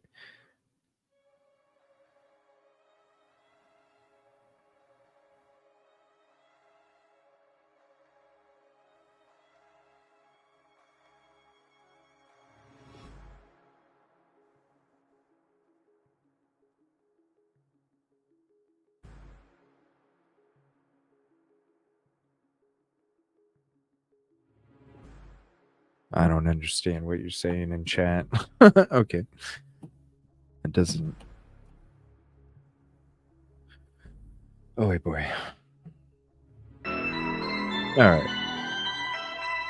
So this is Murder Metal Mayhem. Here's the channel link. Okay, hold on. Once again to Horns High Studios for another episode of 666 seconds of murder. That means each one of these videos is 666 seconds or less. That's 11 minutes and 6 seconds. So don't got a lot of time. Let's get started. I'm going to share this presentation with you. Talking Idaho4 again. And you guys asked for it, and here is another one. Wait, but there's more. More on Eric Gower, the private driver. But before we get started, it's important to remind you, this video is for entertainment purposes only. These are my opinions, pure speculation. If it's a fact, I'll point it out, but a lot of this is speculation. So I'm not trying to accuse anybody of anything. I'm not saying anybody's guilty. Everything here is allegedly. Okay, so let's get going. Now, I've done 2 other videos on Eric Gower, the person that we believe is the private driver. This would be potentially the last person to have seen Kaylee and Maddie alive that night when he dropped them off at King Road. And many of you in the comments have expressed your concerns with this guy. With the story that came out in the interview that he did with the media, after the incident happened. And you guys spoke and I listened. So here's your 3rd video on him. That more to talk about.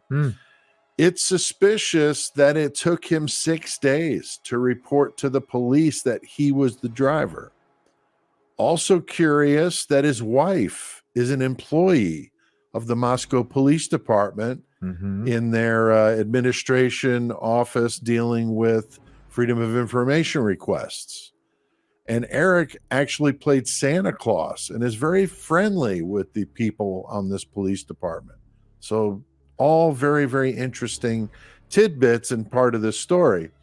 The fact that he lives so close to Brian Kohberger, according to him, 1,200 feet away, and he is allegedly the one that actually gave the Elantra information and told them about Brian Kohberger, tipped them off about him. So, a person that injects themselves into an investigation is always a suspect. And then couple that with the last person to see 2 of the victims alive, certainly very, very curious. Recent videos have come out. I saw one that said that Eric was not the driver, that apparently this other creator believes it's Emma Bailey, and that somebody actually posed as Eric Gower in that media interview. I find that very hard to believe, but again, we're speculating here. We don't know.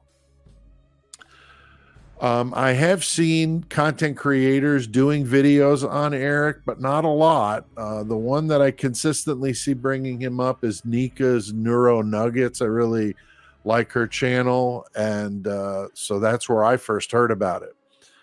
Some of my commenters have let me know that Bubbly Waters, that channel, did a video on Eric and his Pinterest page. And I'll link to that video in the episode description. And I realize that Bubbly Waters may not be everybody's cup of tea, but it was an interesting video. So if you're interested, go ahead and check it out. Now, I'm not an advocate against U.S. citizens having the right to.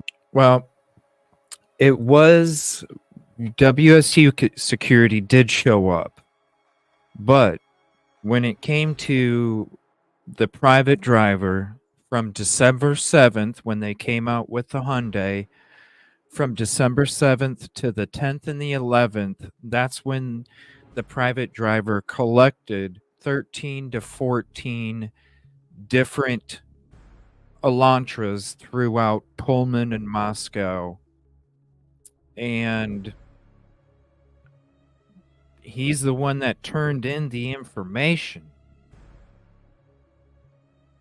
So you're right. WSU and MPD did show up. They both did. They both did show up and run the car, and one came back Pennsylvania, one came back Washington. But the tip ultimately came from the private driver from December 7th, because he even states in the article that when he found out that they were looking for an Elantra on the 7th, that's when the private driver started collecting the tips, 13 to 14 different vehicles from the 7th to the 10th/11th. Yes, they showed up on 11/29. They also showed back up after the tip.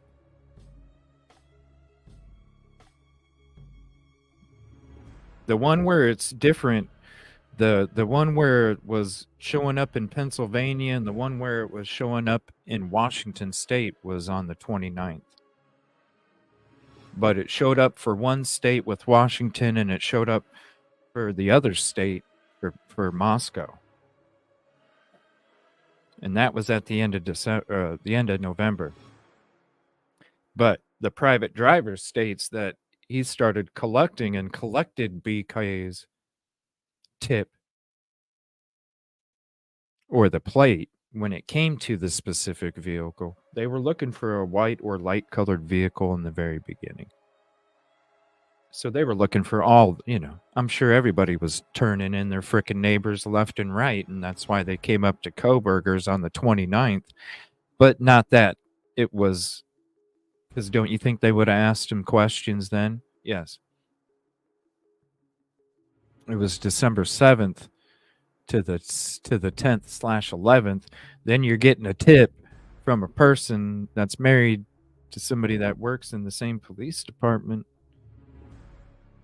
I mean, it's like slipping a note to the principal. You already got past the secretary. You just slip it to the principal. Bare arm. There's that Bichetti, though. I am a U.S. Army veteran. I've mentioned this to you guys before.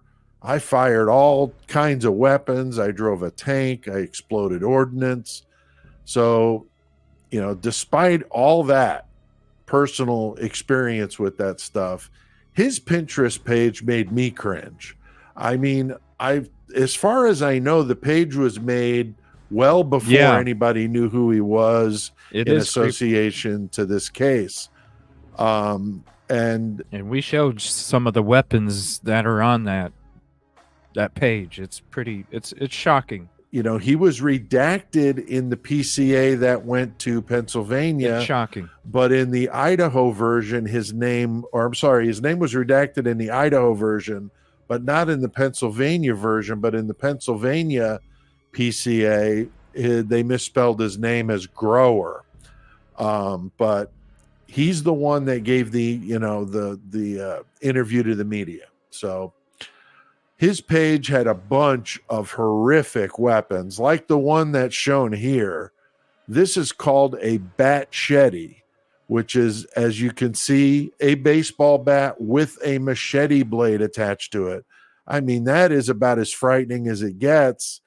And there are dozens and dozens of things like this on his Pinterest page. I mean, it's absolutely crazy. And in light of what happened, I mean, it is very strange. And I doubt that it's still on there. I would guess that page is not there anymore, but I really don't know.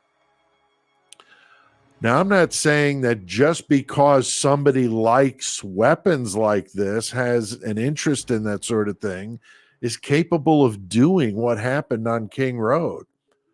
All I'm saying is that when you add up all of these odd things about Eric Gower, the batchetti isn't helping matters at all. I mean, that weapon is absolutely horror show stuff. And since we believe at least one of the weapons that was used was something like a machete or a hatchet or an axe or something like that. Sharp, blunt. How do you get sharp and blunt? A Bichetti. This weapon fits the bill. I mean, this is straight out of some zombie apocalypse type stuff here. This is just crazy.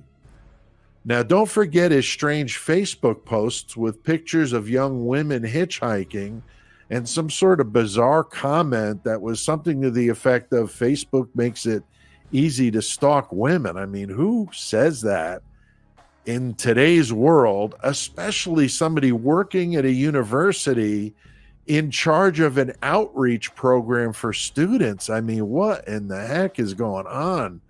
I mean, I would assume the university would frown. That volunteers too. I wonder why he volunteers. Jeez. On that sort of thing. I'm just shocked. The optics of it are just really, really bad. Another strange thing about this case is the video from the property next door to King Road that would have seen any car coming in or out that night. And all we have is a still photo from that camera at 1:56 a.m. on the night of the attacks. So why? I would assume the video from that camera would show everything in and out. And I don't understand why that seems to be top secret, like with everything else with this gag order. But that would really be very telling and would answer a lot of these questions. So I just don't understand. And why don't we see Eric's car or vehicle on that still, if it's dated or time stamped at 156 when he supposedly dropped them off? So I don't know. But this gag order has just made this case so much more confusing and leaves the door wide open to speculation on channels just like this one. If they have their suspect in custody and they're that confident that they've got the right person, then why not loosen up the gag order and let some of this stuff be made known? I mean, what is the reason to keep this stuff such a secret? And we're gonna find out soon what's going on because Ann Taylor says, unseal it, motherfuckers. I mean, every other case I could think of, we've got 911 calls, police interrogation, body cam stuff. We've got none of that. Zero. And I don't expect to see any of that. Something tells me it's going to be like the dog ate my homework kind of thing with this stuff. And I just don't understand it. So, you know, what was the reason that the grand jury wanted to see more evidence in this case? Was it because Brian, you know, they just wanted a photo of the car? That's it. Just give us a photo of the car. Might not have been indicted if they didn't have that information. I don't know how they even did indict him if they didn't have enough information. I'm just very confused with this whole thing.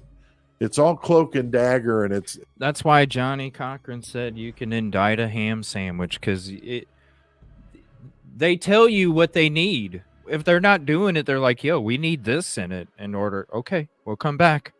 That's why I say, if they didn't have DNA, there wouldn't be a PCA or Exhibit A, I should say. It's ridiculous. So let me know what you guys think in the comments. I'd love to read your comments. And I'm actually going to be doing a video soon on some of your comments. So keep the comments coming. I may pick yours and might get a prize if I pick your comments. So leave some good comments. I love reading them. I want to say thank you to the members of the Horns High Club. We've got FHI67, Christopher Ferguson, Sarah, Batshit Crazy, Christine 079, Dovey, Glowy, Justine Cooper, and Jennifer. I really appreciate it. It's going to get to the point where I'm just going to have to list you guys. I won't be able to get your names all read and meet that 666-second deadline. But I do appreciate it. It's only $1.99. And there are some cool perks with it. It's all explained. If you click that join button, you can see what's included with that. But tried to keep the price low and make it affordable for everybody. So I appreciate you guys watching the video, and we'll see you next time on 666 Seconds. I was wondering what that meant. I never really checked out a video. Dude seems pretty cool. Oh, I'm not even subscribed. Shit, hold on. And let me hit the like. No wonder. I wasn't even subscribed. We'll check some more videos coming out. I want to check out some of the other ones that he's had, that he said he made about the private driver. I want to check them out. I thought maybe we did, but maybe we didn't. It might have been Minutes of Horror or something like that.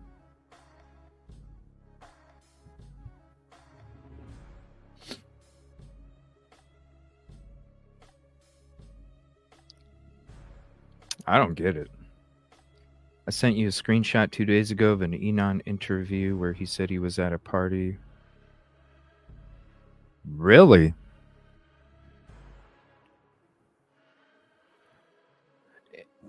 Oh, yeah. I wanted to share something real quick. I want to say shout out to Tommy because he played this video earlier on his live stream. And I watched the story.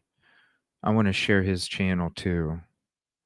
I watched his story, and I invited him on for conversations with CJ. Nothing to have to do with the case itself, unless he would like to talk about it. But it was more about his story. So I invited him for conversations with CJ, and we're going to be getting together here in the future. I want to share this channel real quick. James Lightheart came out with a video. I saw it on Tommy's show today. Shout out Tommy. There's a lot of other content creators that not only have copied content from my show without crediting properly or even claiming knowing how to credit properly, and they have that same problem with a lot of other content creators right now. And so it was something that was copied from somebody else, typical, channel that does it. So I wanted to give the real shout out to James Lightheart and Tommy. Tommy, Once Upon a True Crime, for introducing this guy's story to me, which introduced me to his YouTube channel, and then I went ahead and reached out to him and let him know I would love to hear about nothing to do with Idaho4 crime, unless that's the future. But I was like, very interesting story. I know, when you're talking about certain things, I was like, wow, I see the similarities in my own. And I thought it was a great story, and I'm definitely interested in hearing more. And so I can't wait until we get to have him on the show. We're going to have him on a Conversations with CJ coming up. I got to reply to him tonight, and then I'll let you guys know when that takes place. But I can't wait. The guy has such a great story, and I just wanted to shout him out. And this is the video that he did. It was confronting childhood trauma in Moscow, Idaho. So here's the link to that video. Definitely check it out. Show it some love. Hit the like. Leave a comment. It's the free way to help.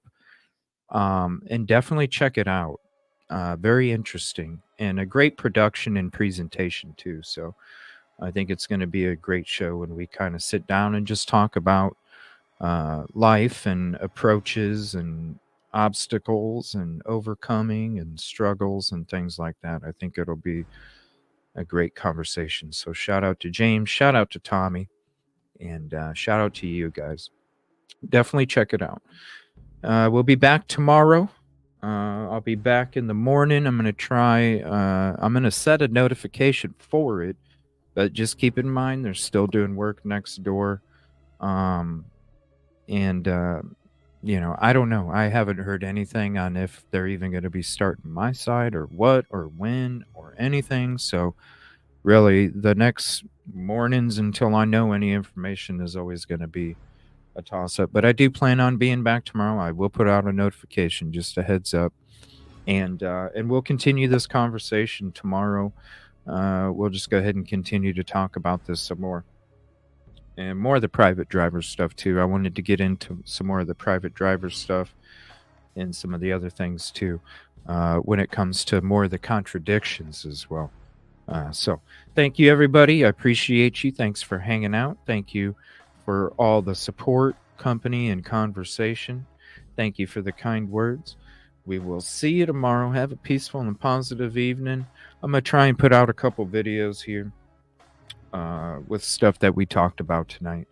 And so definitely look for some of that if I do get them out there tonight. But if I don't see you tomorrow morning, I will see you tomorrow evening. Peace and positive evening. Stay warm, stay safe, and we'll see you tomorrow. Thank you, everybody. I appreciate you.